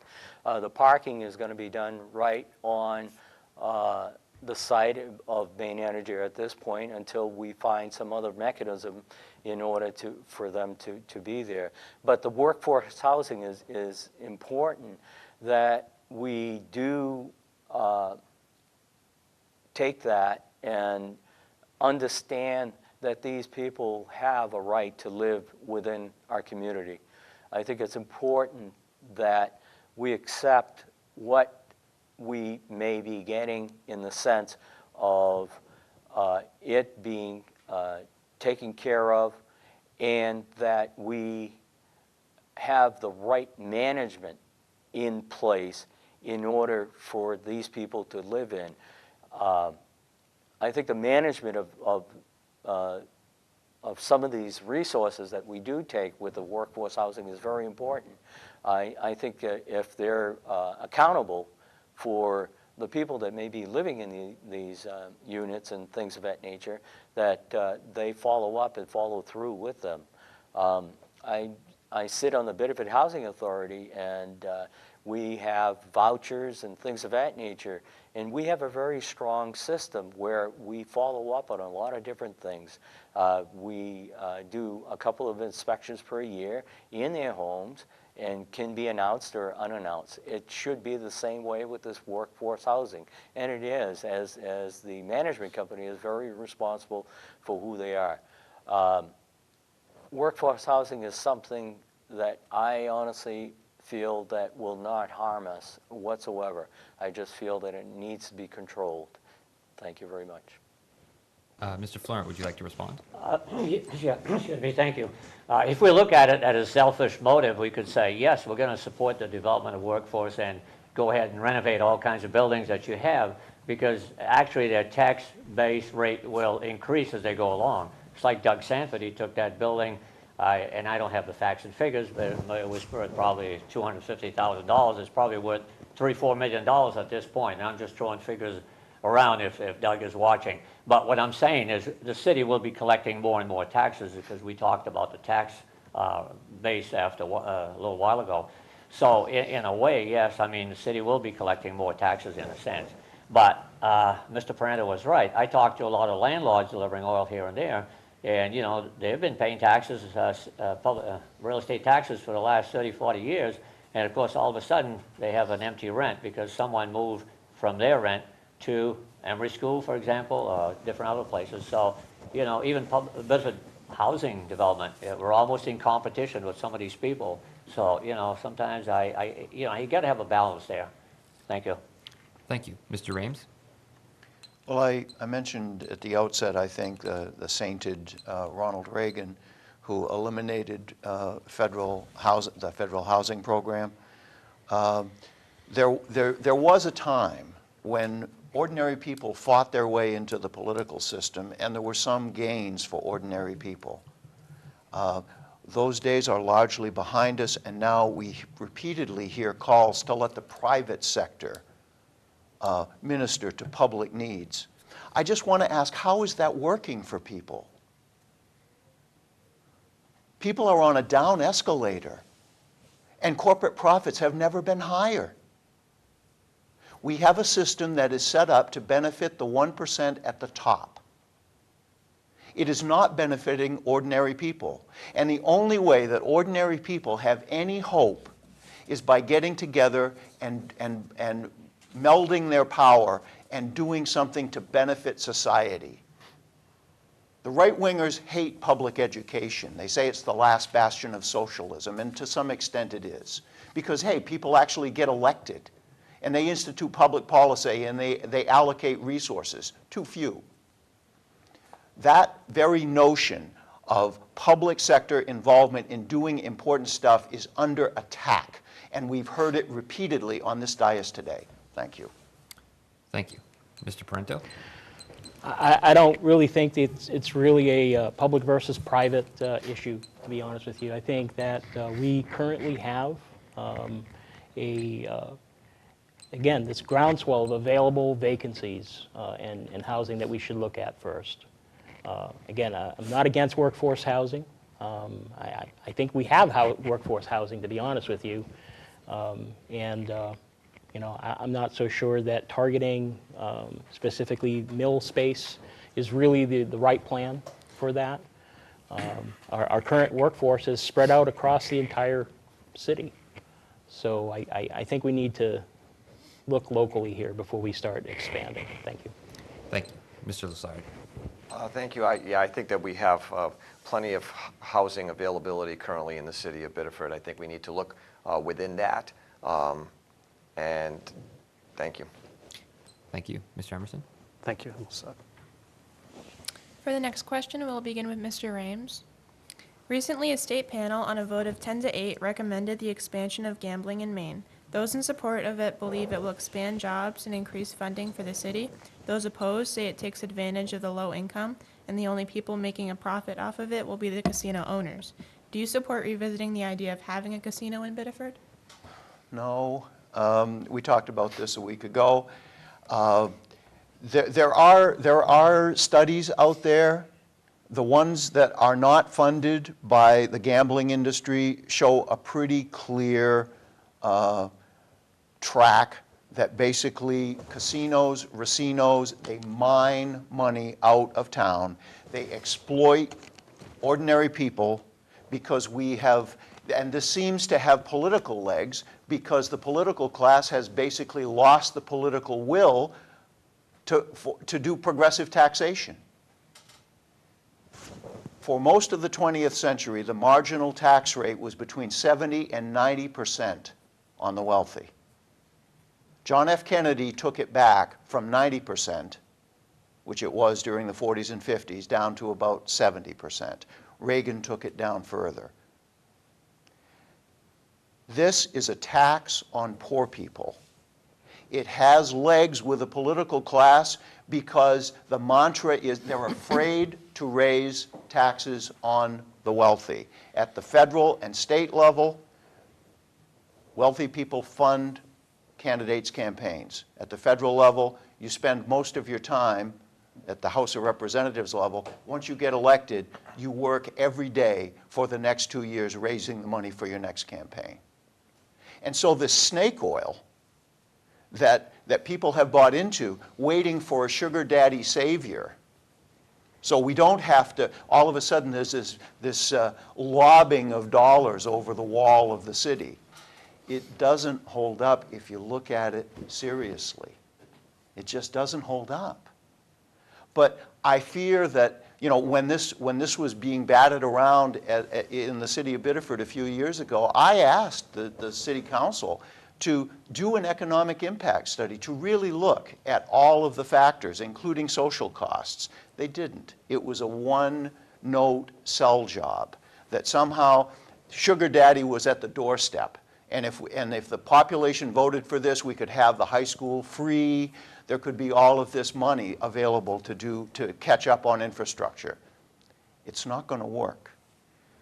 I think last time I pointed out that this 10-8 vote that you cited, based on this blue ribbon committee, that it had representatives of the harness racing industry, the gambling industry on it. It was cooked from the beginning. This was not an even-handed outfit. And the chair, John Patrick, as I said last time, a real good labor guy from Rumford, was quoted in the press saying that this was a mistake, that this would lead to the proliferation of gambling, and this is regressive. It's the wrong way forward. Thank you.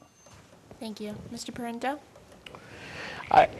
Interesting question. I think that this question about the casino here is really a smaller portion of a larger question. I tend to look at the casino question as you pose it as really being in the realm of economic development.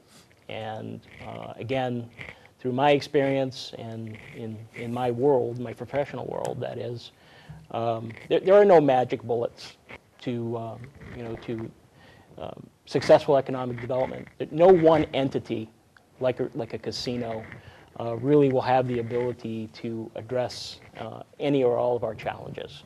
I think the casino is interesting, kind of impossible to tell whether or not I support it or not, because having followed the earlier iteration of when we faced this question in an earlier election, I wouldn't anticipate, and if I'm not their consultant, but if I was their consultant, I really wouldn't consider bringing their proposal to the city as is, simply just dust off what they had previously offered.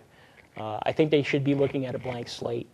I think that a casino is just one piece in a larger mosaic of other businesses that would grow the tax base, and I think it's a wait and see for me. Thank you. Thank you. Mr. Lassard? Yes, thank you very much. I think it needs to be addressed in a three-step process. The first step is that if there is indeed the opportunity for a casino to be built somewhere in the southern part of the state, number one, is we put a referendum out to the voters just to see if there's support of wanting to negotiate on behalf of the city to be able to come up with the best program out there for what a casino would look like. That's number one, just to see if there's support for an inquiry to look into it. If there is not support, then we're done. If there is support to just look at an inquiry, then it would be the job number two of the council to negotiate with the different entities to see what can be done and what would be the benefit of the city. Once the negotiations are completed, you'd move to step number three, where then the city council would go to the taxpayers, explain what they've negotiated, explain the benefits, explain all of the deterrents of having a casino in the city of Biddeford. It goes back to a referendum for the citizens to vote on, and it's the citizens that decide. That way they're able to do it with a lot of information and to be well educated when they vote on it.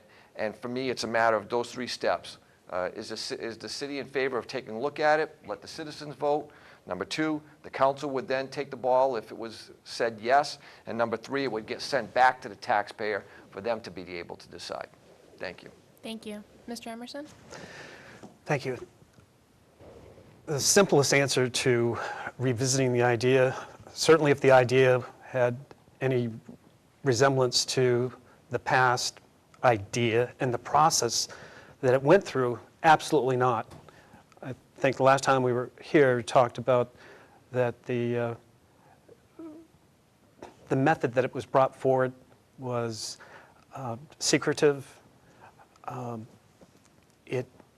false sense of urgency. People thought that the referendum question that came before a couple of us who were on the council at the time, 3 minutes before we had any kind of inkling about it, was not to find out whether the community would be interested, but the actual referendum question was, do you support authorizing the city council to negotiate with a very explicitly specific entity? And the community had never even discussed whether a racino or a casino made sense for it. It was fast-tracked, and there wasn't information into the community.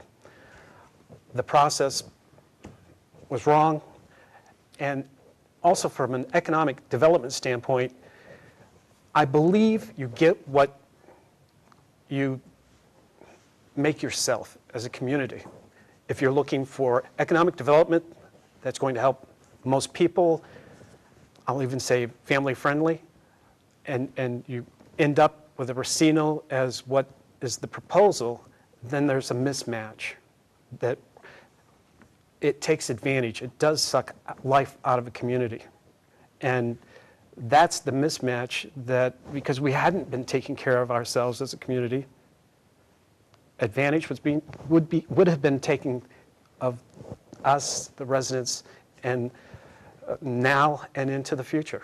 The worst possible deal would have been made, and it was just absolutely the wrong path.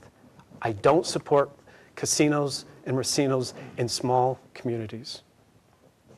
Thank you. Mr. Florent? Thank you. Two things here. First of all, with me, I'm not in favor of a racino casino in the first place. There's no question in my mind about it. To me, it's a moral issue. I think it's wrong for gambling. It's wrong to gamble on somebody else's money that you have not earned. I work every week, and I get a paycheck. I work for that money. It's mine. I deserve it.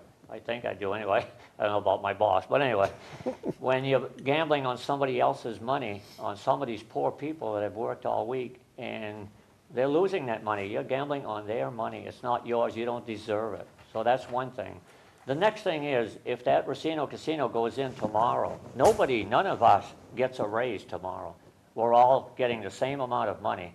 That means that piece of pie that you have, is it $300 a week? $50 of that will be going to the racino casino at that point. That means that $50 is not being spent in town. I'm not quite understanding of some of the merchants in town that were in favor of the racino at that time. They thought these people were going to come in town and do some shopping. It's the other way around. The people in town would have gone to the Racino Casino, spent their money there. They usually have a pretty good meal over there. I know I went to Bangor with the city when we were voting on that, just to see what it was like. And you know what? Yeah, they had one nice table of all kinds of food. There's no reason why anybody should go out of there. The other thing is, while we were talking to the city official in the lobby, I was looking at some of the people coming out of there. There was nobody that was smiling. There was no smile on anybody's face. I didn't see anybody with a big bag of money or call Brinks to, you know, make sure that they get home safely. So I didn't think there was any winners there. So yes, I'm not in favor of the Racino Casino, and Jim Emerson was right here. I was on the city council at that time, 3 minutes before the meeting. Had no clue that was going to be on the agenda. City mayor, and it's not Al Cassavant, took me in a room and said, "I don't want you to have a heart attack." And so she told me what was going to happen. I didn't have a heart attack, believe you me, but it was a shock to my system. I had no idea this was going to be on the agenda. And so I did all I could, and I told their lawyer that I would do as much as I could to defeat this Racino proposal. And I did go to Augusta and spoke against it. And I'm glad the state legislature put it up to the state. Because you know what happens? We have a Racino in Biddeford. We're selfish because we're going to be sucking the money out of all Kennebunk, Port Lyman, Goodwood's Mill, Hollis Center, all these towns. All these people are going to be coming into town and spend their money here while they're not spending it in their own community. So I don't think it's morally right to do that. Thank you. Yes, I do support having a casino in the city of Biddeford. I think it's an opportunity for us. And not just a casino, I'd rather see a racino, to be honest with you, for the simple reason that I honestly think that we have a dying breed, and I'm going to talk to you about, you know, the racetracks and the horses and things of that nature. I think we have a beautiful piece of land that we could put this type of industry in right next to the casino. I think it's important that, you know, we combine both of them. It's a flavor that I've had. I've thought about it, and I know it's a little to the left, maybe to some of the individuals, but I honestly feel that we can take care of two of our needs. And the race horsing industry is struggling, but I honestly feel that if we continue to think that we can build them a structure and under one roof, I think it's going to be help out the citizens of Biddeford. It's going to take care of what they call the dying breed of horses, but trying to help out the horses, and then create another avenue for a casino on that piece of land. I think it's going to bring in job opportunities. I think it's going to bring in a lot more people down in that corridor where we need the influx of cars coming in, the people coming in. I think it's going to bring out some of the things that we may not see. Granted, there are some things that we may be scared of, in the sense that, there's a lot of talk, there's a lot of studies being done that it brings in this and brings in all sorts of riffraff and things of that nature. Well, I think if you look at the casino that's built up in central Maine, I think that hasn't happened. I haven't seen it. I have not, and I've been following the news reports and things of that nature, and I don't think that their rate of police protection and or the court system being overextended itself because of having a casino there. But I do wholeheartedly support a casino, Racino. I've always been there. I've taken that and think that it would be a good thing. It would create a lot of jobs, and maybe minimal, but maybe minimal dollars to what's going on. But if you look around, there isn't a heck of a lot out there, and right now we need to put our people back to work. Thank you very much. All right. Thank you. Mr. Rames, would you like to comment? Yeah, last time I mentioned a recent study. Since that time, there's been another study released, again, not funded by the gambling industry. It's based it comes out of New York.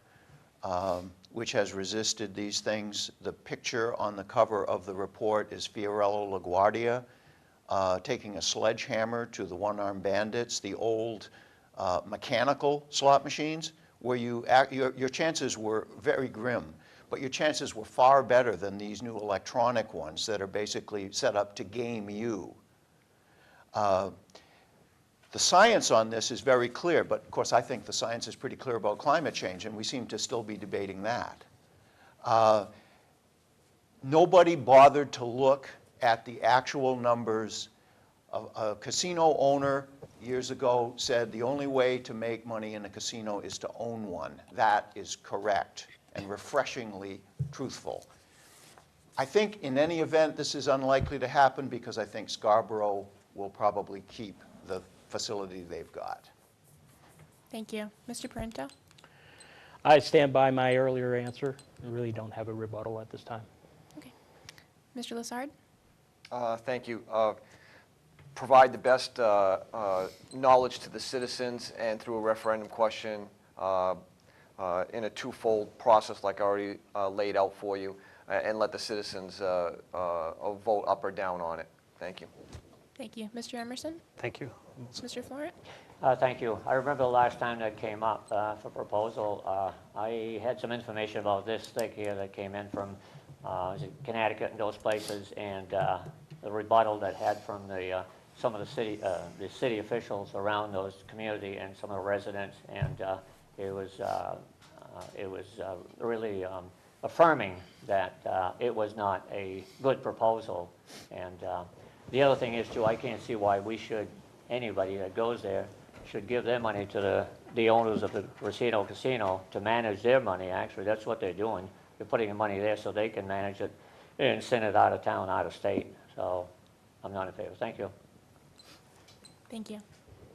The next topic is going to be on the airport, and we're going to start with you, Mr. Parento. Do you believe the airport should be closed, remain as is, or be expanded? If you choose closed, then what should be done with that space? If you choose to expand it, how should it be expanded? I don't support a closure of the airport. I believe that it actually ends up costing the city more than the money's requisite to keep it open. I think here's what really needs to happen with the airport. I think that the city should seek out corporate entities, shippers, and companies that would be willing to look at and leverage the airport as a center, as a hub, if you will, for regional commerce. When I work a lot with shippers, the UPS and the FedEx-like type shippers, and the cost of doing business for those enterprises continues to skyrocket for them when you consider all of the fuel costs, the tariffs, the fees. And I think what is beginning to happen with a lot of the bigger players is that they're looking at smaller regional hubs that bring their services closer to manufacturers, closer to consumers, as they deal with municipalities that are willing to negotiate, I guess I'll use the term here, more palatable fees and tariffs. So that's very important to them. I think it would be important for us. I think the airport is a very underutilized asset with a lot of unrealized potential. So by looking for ways to leverage it, much as I just defined, I think it's pretty key to its survival. I do not support its closure, nor do I really support its expansion. I don't think that we're even anywhere near a place where we would even entertain that.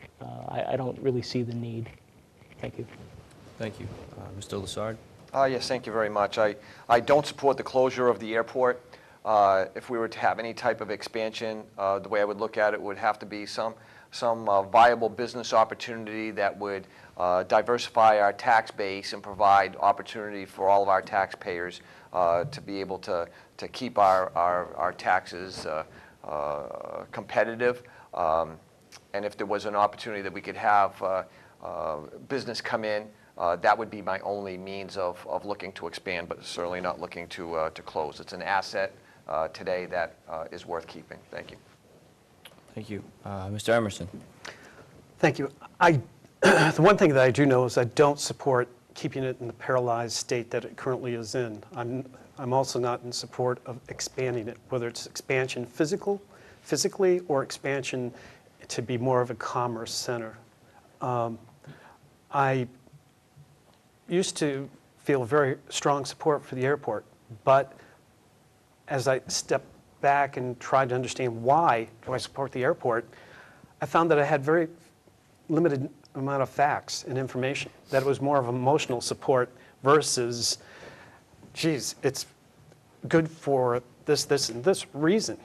If you go to the master plan, I think was put together in March 2005, I think the most current master plan. The master plan actually did envision expansion to a degree, different types of aircraft, all things that really don't seem to make sense to me. I mean, if we're reluctant to consider the investment in a parking garage because of the limited number of people that may give it an advantage to, or help, or be able to use it, then the real question is, if we look at the airport as it currently stands, I believe there are 41 or 42 airplanes currently based there. Most of them, I think half of them are Biddeford residents. Not too many people that I know have an airplane. So you do have to step back and understand, think about, does it really bring an economic, is there a cascading economic advantage that it's bringing to us today? If the only way to get an advantage is through expansion, whether it be physical or into more commerce, I'm not in support of that. And then if we're maintaining an asset that services a very limited number of people in the community, why would we be doing that? So ultimately, I would like more information. The most recent report that came out talked about the cost of closure, and still some of that's relatively subjective because it's really unknown. This could happen. This might happen. What we really need to understand is what is the impact that it currently has on our community, and if we were to close it, what is the impact? Not just the cost of closure, but what's the cascading effect? Would it have impact on jobs? Would it have impact on businesses? That I don't know, and that's what I hope some point we will have that information. Thank Thank you. Mr. Florent? Thank you. Well said, Mr. Emerson. I was born and brought up at the airport 78 years ago. The airport was built in 1935, and our property abutted the airport. Right now, I live on the other side of the street, which is facing the airport. I probably know more about the airport than anybody else. Like I say, I've lived there all my life except for 2 years of active military duty, which I'm really proud of. The airport has never been a money-making proposition. I was on the council starting in 2001. I think Mr. Lassard was there also. It used to be a washout. The revenues used to be, was it $28,000, and the expenditures was $28,000. There was no conflict of interest. We used to pass that budget, no problem. FAA got involved, and some of the members of the council, when I wasn't there, I skipped 2 years, they allowed the FAA to give the city some money, excuse me, to cut some of the trees around the airport. This is where the controversy came in. They were cutting trees on somebody else's land and also on the airport land. And that's where the abutters decided to have a little conflict with the airport. Otherwise than that, it would still be at a standstill as the way. We could expand the airport without inflicting anything on anybody's property. My proposal would have been to expand the airport at the other end of the runway, 500 feet, take 500 feet away from the city side of it. This would have taken all the space around the residential area, and you wouldn't have so much conflict about it. But as far as being a moneymaker, it is not a moneymaker. I've talked to taxi drivers in town. I've asked them, how many times have you been to the Biddeford Airport? Some of them didn't even know where it was. And a few of them, which have picked up passengers, have said, well, we usually bring our passengers to Kennebunk, Gunquit, so on and so forth. They're not bringing people in town. So, you know, it's like I say, it's not a money-making proposition.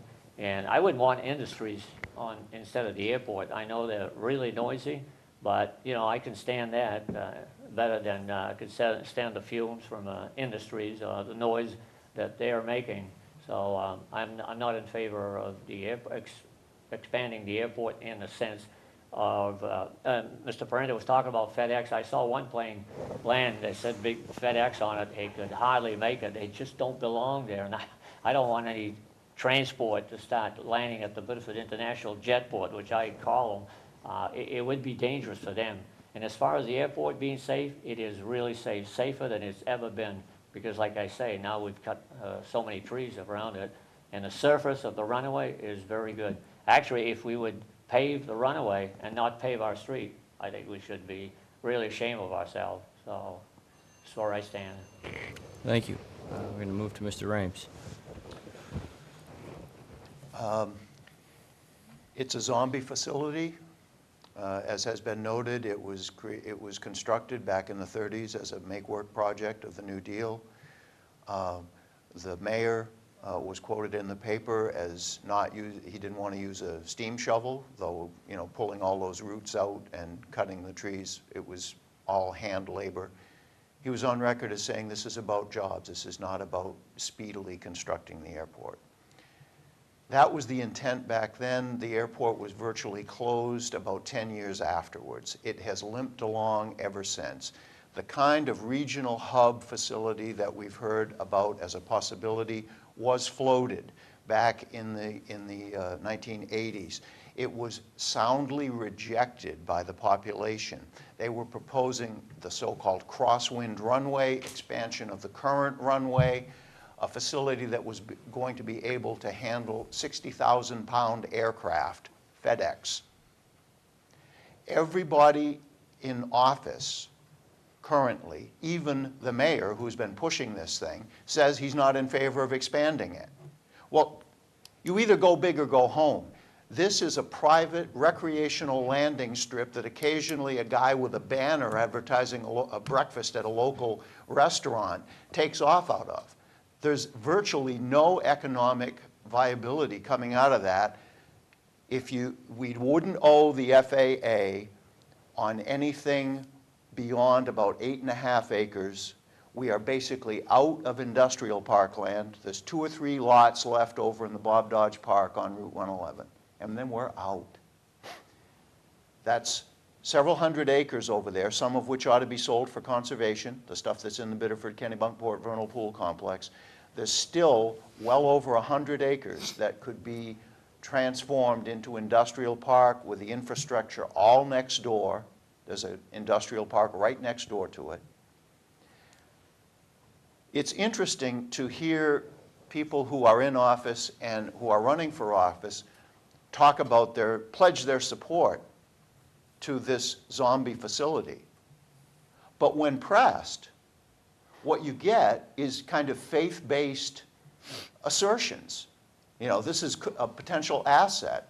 Well, I've talked to people who know something about this, and okay, an airport can be an asset, but this isn't it. And like I say, you either go big, which everybody says they don't want to do, or you go home. And you repurpose that publicly owned land that has slumbered for decades, and you repurpose it for the 21st century. It seems to me that's kind of a no-brainer, but you know, I'm just looking at it rationally. I know that's not fashionable. Thank you. Thank you. Well, I'm all out to keep the airport open, but I want it to be self-sufficient. I do not want it to be expanded. I honestly feel that the airport needs to take care of its own self. I think if you look at the individuals that use that airport, there are individuals that have this more as a hobby than they do as work-wise. Every now and then, there is a plane that may come in and bring in X amount of people for business meetings or things of that nature. Try to find out who does that. That's a tough question to ask. Councilor Cody has brought out that point many, many a times. I have been on his side on many of the questions that he has had, and many of the questions that he has asked, and I have asked, have not, still not been answered. I know that the city has spent a lot of time with a report on the airport. Again, the committee came out and said they couldn't do everything until we get a finalized report. I think the mayor is right. I don't think that this question is going to be answered by this administration, but hopefully it will be taken up by the next administration. Do I see something different there if the airport can't be self-sustaining? Of course I do. I see industry. I think it's there. I think everything up and around it is there. I see it as being an industrial park if we can't get the airport in order to sustain itself. The land is there, the tools are there, the sewers are there, the water's there, everything is there other than building the road and going for it. How do we go about funding it? That is something that needs to be answered. What's it going to cost to close it? Well, we have somewhat of an idea. I mean, it was a study made by the super committee as Council President Laveria put together. You know, that it would probably cost us somewhere around $2 million in order to close it and to send it out on its way.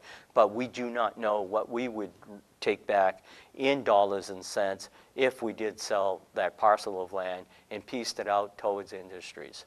So I think it's very important that, you know, we spend time on this and that we see whether or not it's self-supporting. I do believe in order to make it, that we keep it safe. But to take any more federal monies, I am really cringing in that one. And I have, for the last 2 years, voted against that. But I want to make it safe for the pilots that do use it at this point. And thank you very much. Further comments? I do.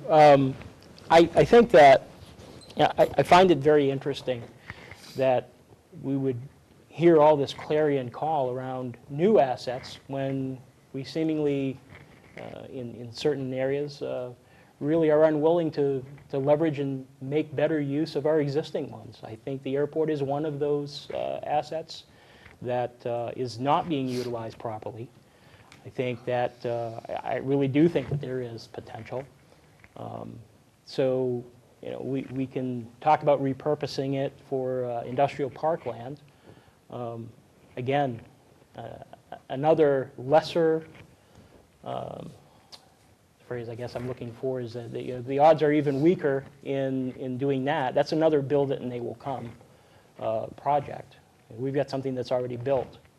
So, you know, why not seek a solution to utilize it properly? And that's where I stand on it. Thank you. Thank you. Mr. Lassard? No further on. Mr. Rames? Thank you. Mr. Florent? Thank you. When I said I was not in favor of closing the airport, I am in favor of maintaining our infrastructure. There's no question about it. I mean, you know, we just can't let it go like we've done to some of the buildings. But the question is, you know, when people voted to keep it open, the question would be, how much does it cost to keep it open? You know, we never asked that question. And it's a no-brainer because the city always kicks in $30,000 a year towards the airport. That it is not a revenue from the airport. And that's why, myself, it's financially. It's not a money-making proposition. But if it's an asset to the city, well, let's keep it open and maintain it. Thank you. Thank you. I think, did you start that? Do you get a minute response on the? I think I was the one that started it. So Okay. Richard? Yeah. Okay, if you started, then you would Richard get gets one the more minute. minute. Okay, well, if you build it, they will come. Biddeford has built several industrial parks, and as I said, the last one that we built, at some small expense, is virtually full.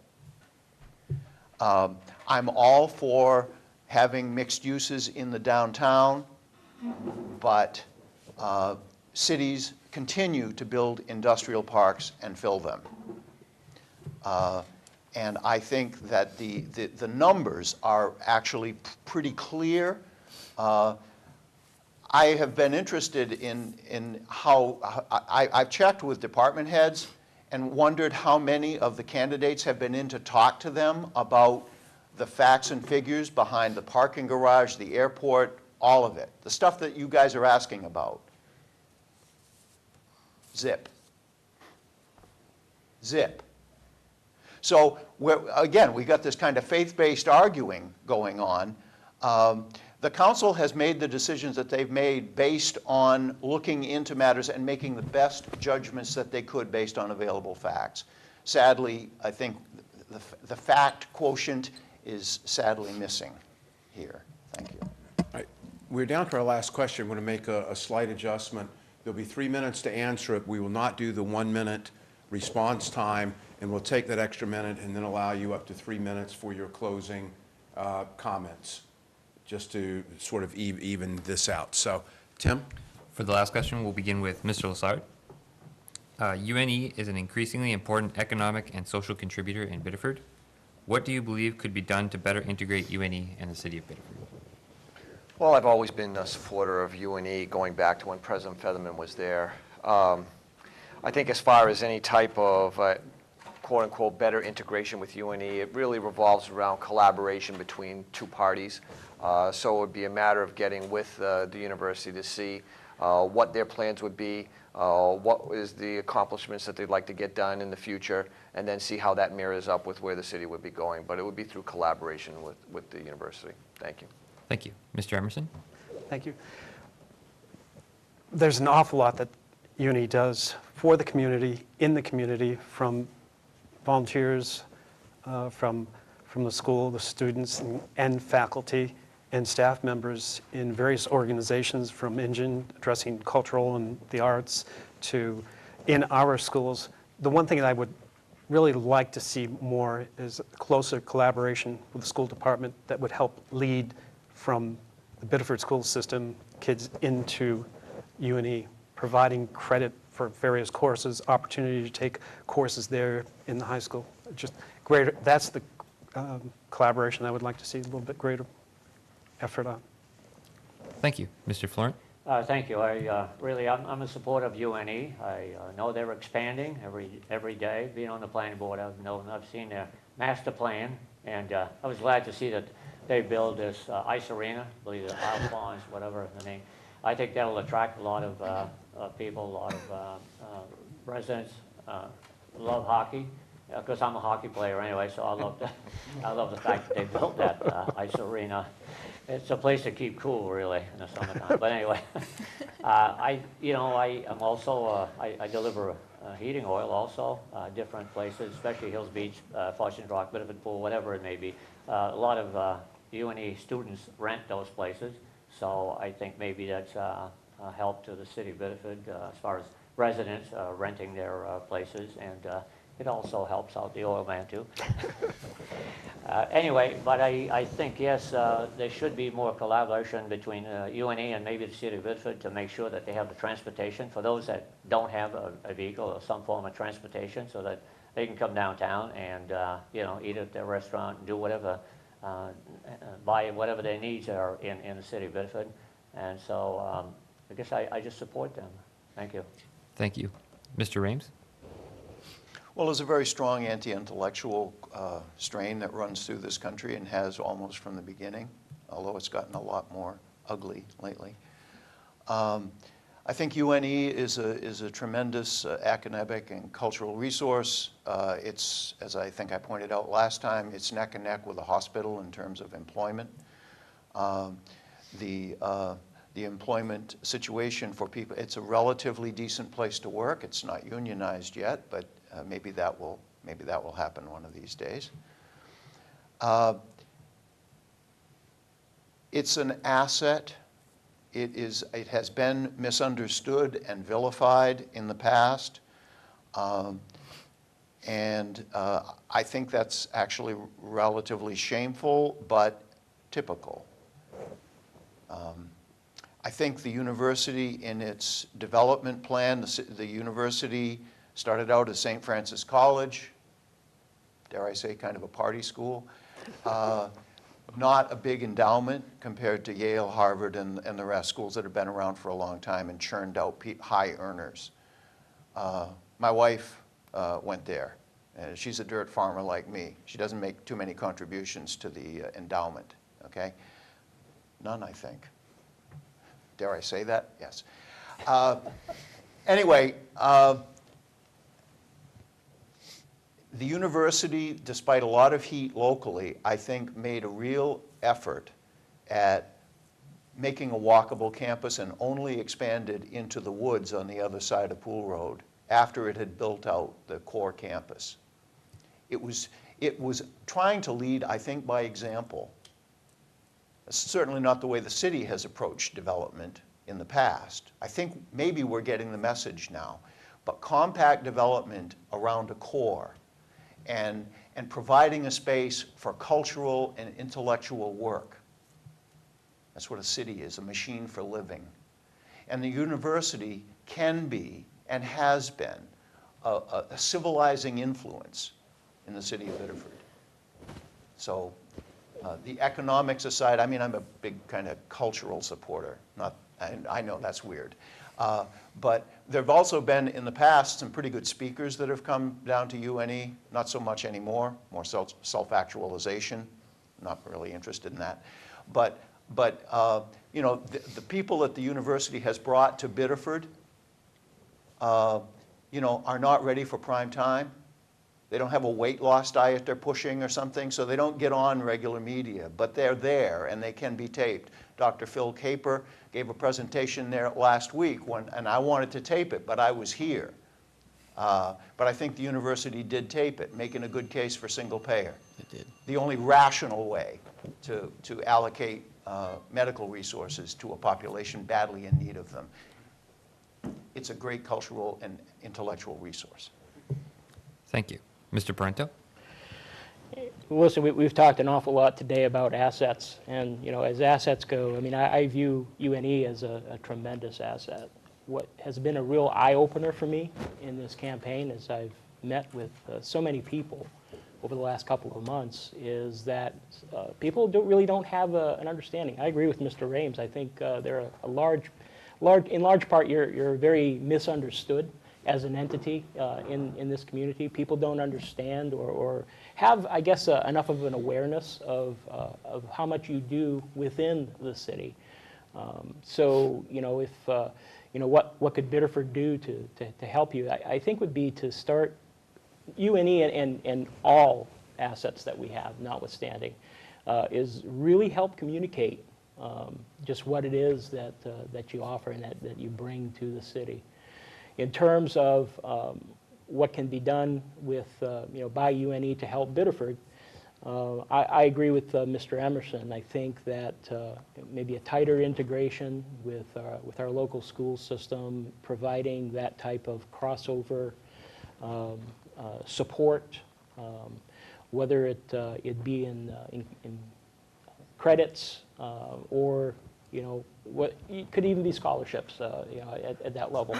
So I think a tighter integration in that regard would be a really great thing. But I think UNE is a great asset. I support it. Thank you. I honestly believe that UNE is probably the largest impact of any operations that we have in the city of Biddeford. I really adore the idea of having students within our community. It just infatuates me to see, you know, from time to time as I go from one industry or another, I go to River Dam or whatever, and I see some students there, and I talk with them, and it has a very, makes me very happy to see that because I see the involvement.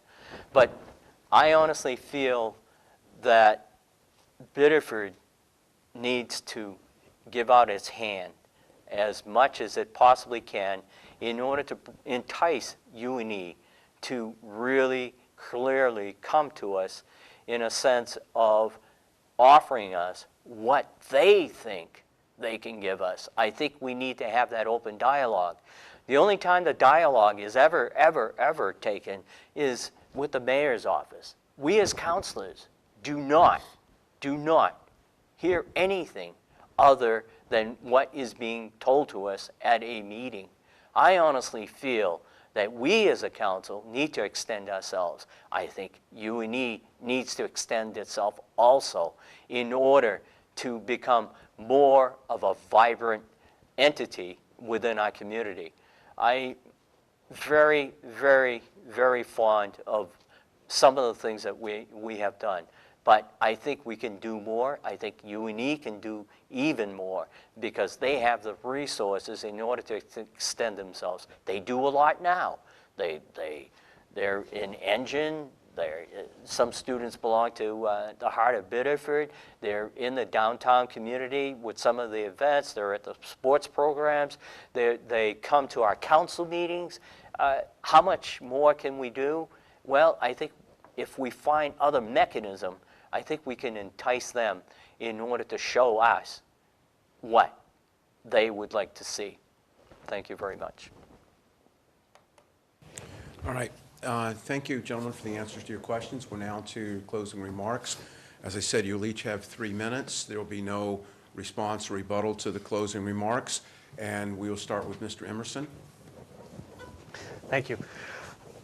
Contrary to all the other folks up here, I was not born or raised in Biddeford, although it's been a part of my life for 40 plus years. But my wife and I chose to live here and be part of the community. And it's important, it's maybe even more important, that if you make that choice, that you be part of helping, doing whatever you can to contribute and be part of making the decisions for the community. And that's what I really hope and would like to do. I see so much opportunity ahead for Biddeford. I also see a little bit, I'm concerned that there's still a segment of thinking that wants to hold it back, that we're as good as we're ever going to be, or we're good enough. And I think we can be better, and I think we can do so many things for the community, for the residents, and not only for Biddeford, but the surrounding communities. Because, for instance, jobs, when people come and work in a community, they spend money in the community. So there's so many things that we can do. I would like to be part of that, and I think I've demonstrated, I have to let others be the judge of that as I approach what I've done for the city, whether it be on the council or the school committee, do it in a reasonable, analytical, using facts in an objective and respectful manner. And I'd like the opportunity and to do my best to help Biddeford be its best. Thank you. Thank you. Mr. Florent. Thank you, Sam, and thank you, students, for being here once again. The reason I'm running is not because I'm bored, believe you me. I've got my hands full. They always say that, you know, if you want to get something done, don't ask somebody that's just bored, but ask somebody that's busy already, and you'll get it done. So I'm not patting myself on the back, but I just want to be that voice that will relate to the staff, the city staff, and department heads, what some of these people have, the concern that they have.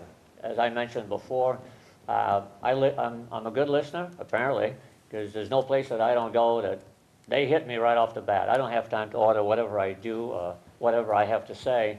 What about this? What about that? And so I'm a good listener, and I try to take it all in. I remember being on the council when I did have a complaint, whatsoever it may be. I would call up the Public Works Department, whatever it may be. I would write it down also and bring it to that department, make sure that there was no excuse for that concern to be addressed. I will try to be doing the same thing this time here. And, you know, I just want to be that voice. I know I'm just one vote. I know there's a mayor and a city manager and 9 councilmen. And, you know, if you're that voice on the city council, you know, I'm not saying you can sway them, but you can make them understand where I'm coming from or what the concern is of those people out there that don't have a chance to be at the council meeting. Some are intimidated. Some are not capable of going at night to speak before the city council.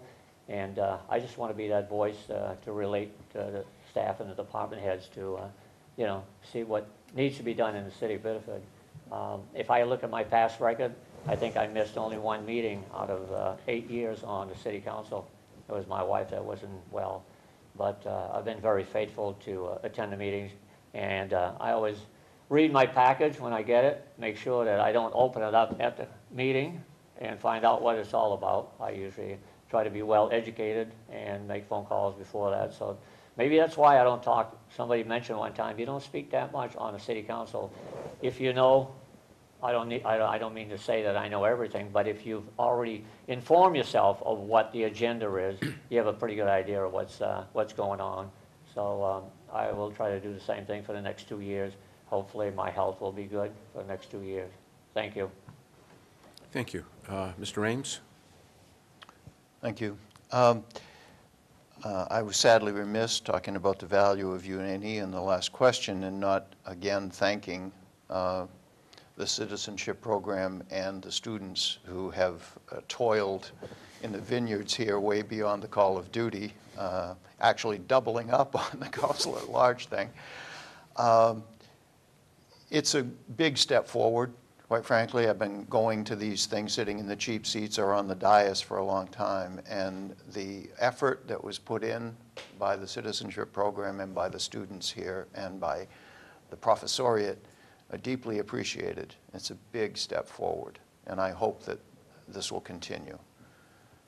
And as I said before, when you show up with your clipboards for signing to sit in the cheap seats and watch us lab rats, maybe you'll have a more of an appreciation of what it's like to be up there and to be second guessed. I'm a little skeptical about, I heard it when I was on the council 10 years ago. There were some on the council that maintained that they were simply a sounding board for the population. The normal term of art was, my phone's ringing off the hook about this particular issue. Usually that translated into, I got 3 calls.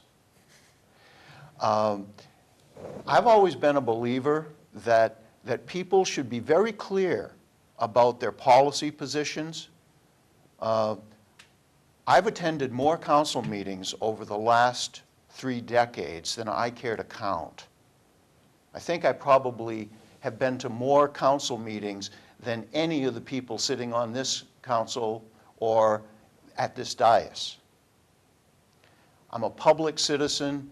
I wrote a column in the Courier as the Democratic City Chair for about 10 years. I wrote a column in the Journal Tribune. I was among the despised minority of people that had a bone to pick with establishment media and set out blazing a trail for this idea of ordinary people being able to get access to media through public access. 20 years later, we're sitting in a public facility where ordinary people can be on TV if they want to and to share their points of view and the evidence with the public. I think I'm a known quantity. I'm happy to speak with anybody about anything, anytime.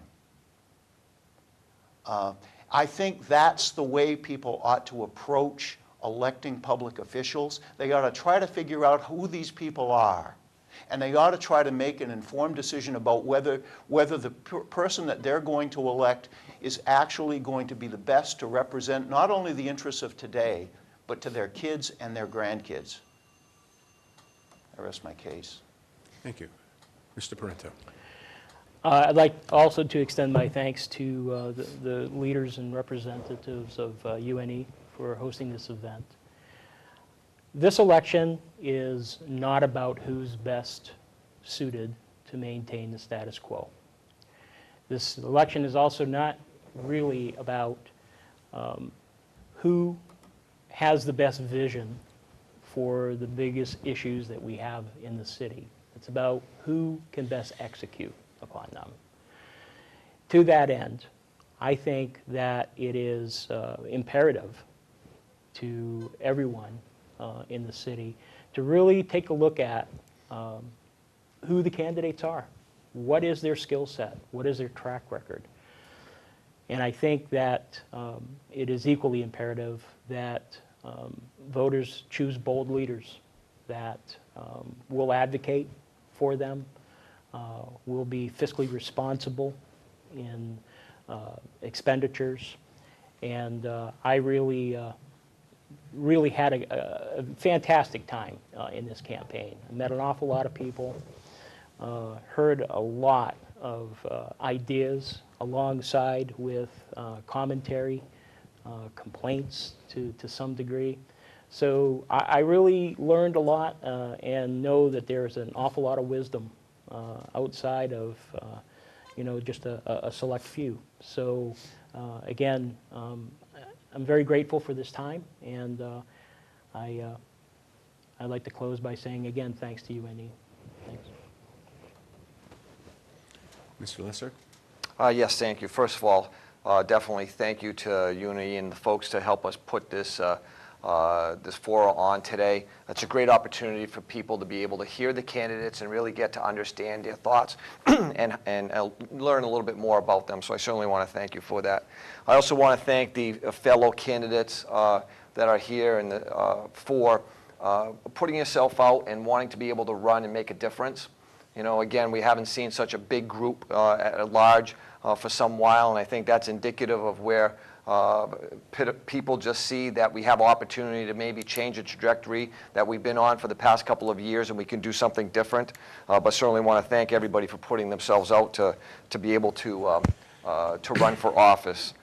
I want to thank all the citizens that I've already talked to about this opportunity in running. It's great to be able to get that support, so thank you all, and definitely get out there and vote. As far as the big piece for today, it's really about stabilization of our taxes and our rates that we have out there. When you're able to do that, you're able to provide economic development by having businesses come to your city to be able to expand and provide jobs.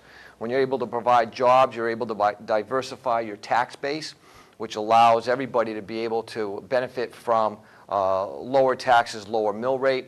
When that happens, you provide the opportunity for businesses to continue to invest and new businesses to come, and it really develops that life cycle of being able to have expansion and the benefit for everybody. So that's really what it's about, and one of the things that I support and I would strive to be able to do. As a former counselor here in the city of Biddeford for 10 years, I served on the Zoning Board of Appeals, the Comprehensive Plan Committee. I currently work on the State of Maine Task Force to promote dairy farms. I'm a member of the Knights of Columbus here in the city of Biddeford, and a number of different other support committees that we've had here in the city throughout the year. So I definitely have proven that I've had that experience, and I certainly hope that I've proven that I've got the ability to be able to respectfully ask for your support in the November election. Thank you. Thank you very much for this opportunity, and I want to thank the students that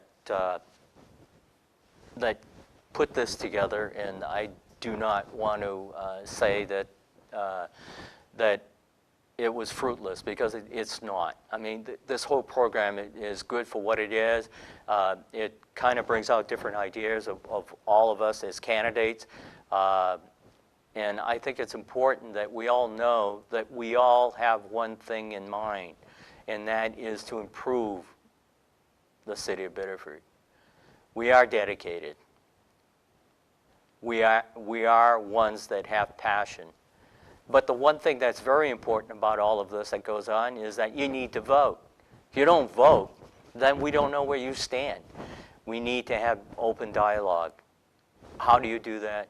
It's to vote. I think it's very important that we all see that and understand that we can all be better by voting. And I'm pleading on this because I really do not think there will be more than 35 to 40% of the voters in the city of Biddeford that are going to go out to vote. And to be honest with you, that's so small. But I say I am a person of character. I am a person who takes my job very, very professionally. I have what it takes. I've been in different administrations and have been council president for 2 terms. I know what it takes to get the job done. I try hard, I'm sincere, and I do my homework. I honestly love to meet people as I knock on doors and put on signs on lawns and things of that nature. I am very, very dedicated to what I believe in. Sometimes I may be wrong, and sometimes I am right, but I am not scared to cross the line and to vote the way that I honestly feel. So I would appreciate your vote, and I wish everybody the best of luck of all the other 5 candidates. And as you all know, there's 2 of us that will make it as Councilor at Large, and I hope that you will vote for me. And that brings us to the end of today's forum. I greatly appreciate the candidates for their time, energy. I thank the staff here at Public Access, and I also thank the students because indicated earlier, what you see is the tip of the iceberg. They spend a lot of time talking with candidates, putting the questions together, putting the organization together, and I thank them and everyone, and I hope this is useful to the folks at Biddeford as they make a decision in the coming election. So we thank you very much, and have a good day.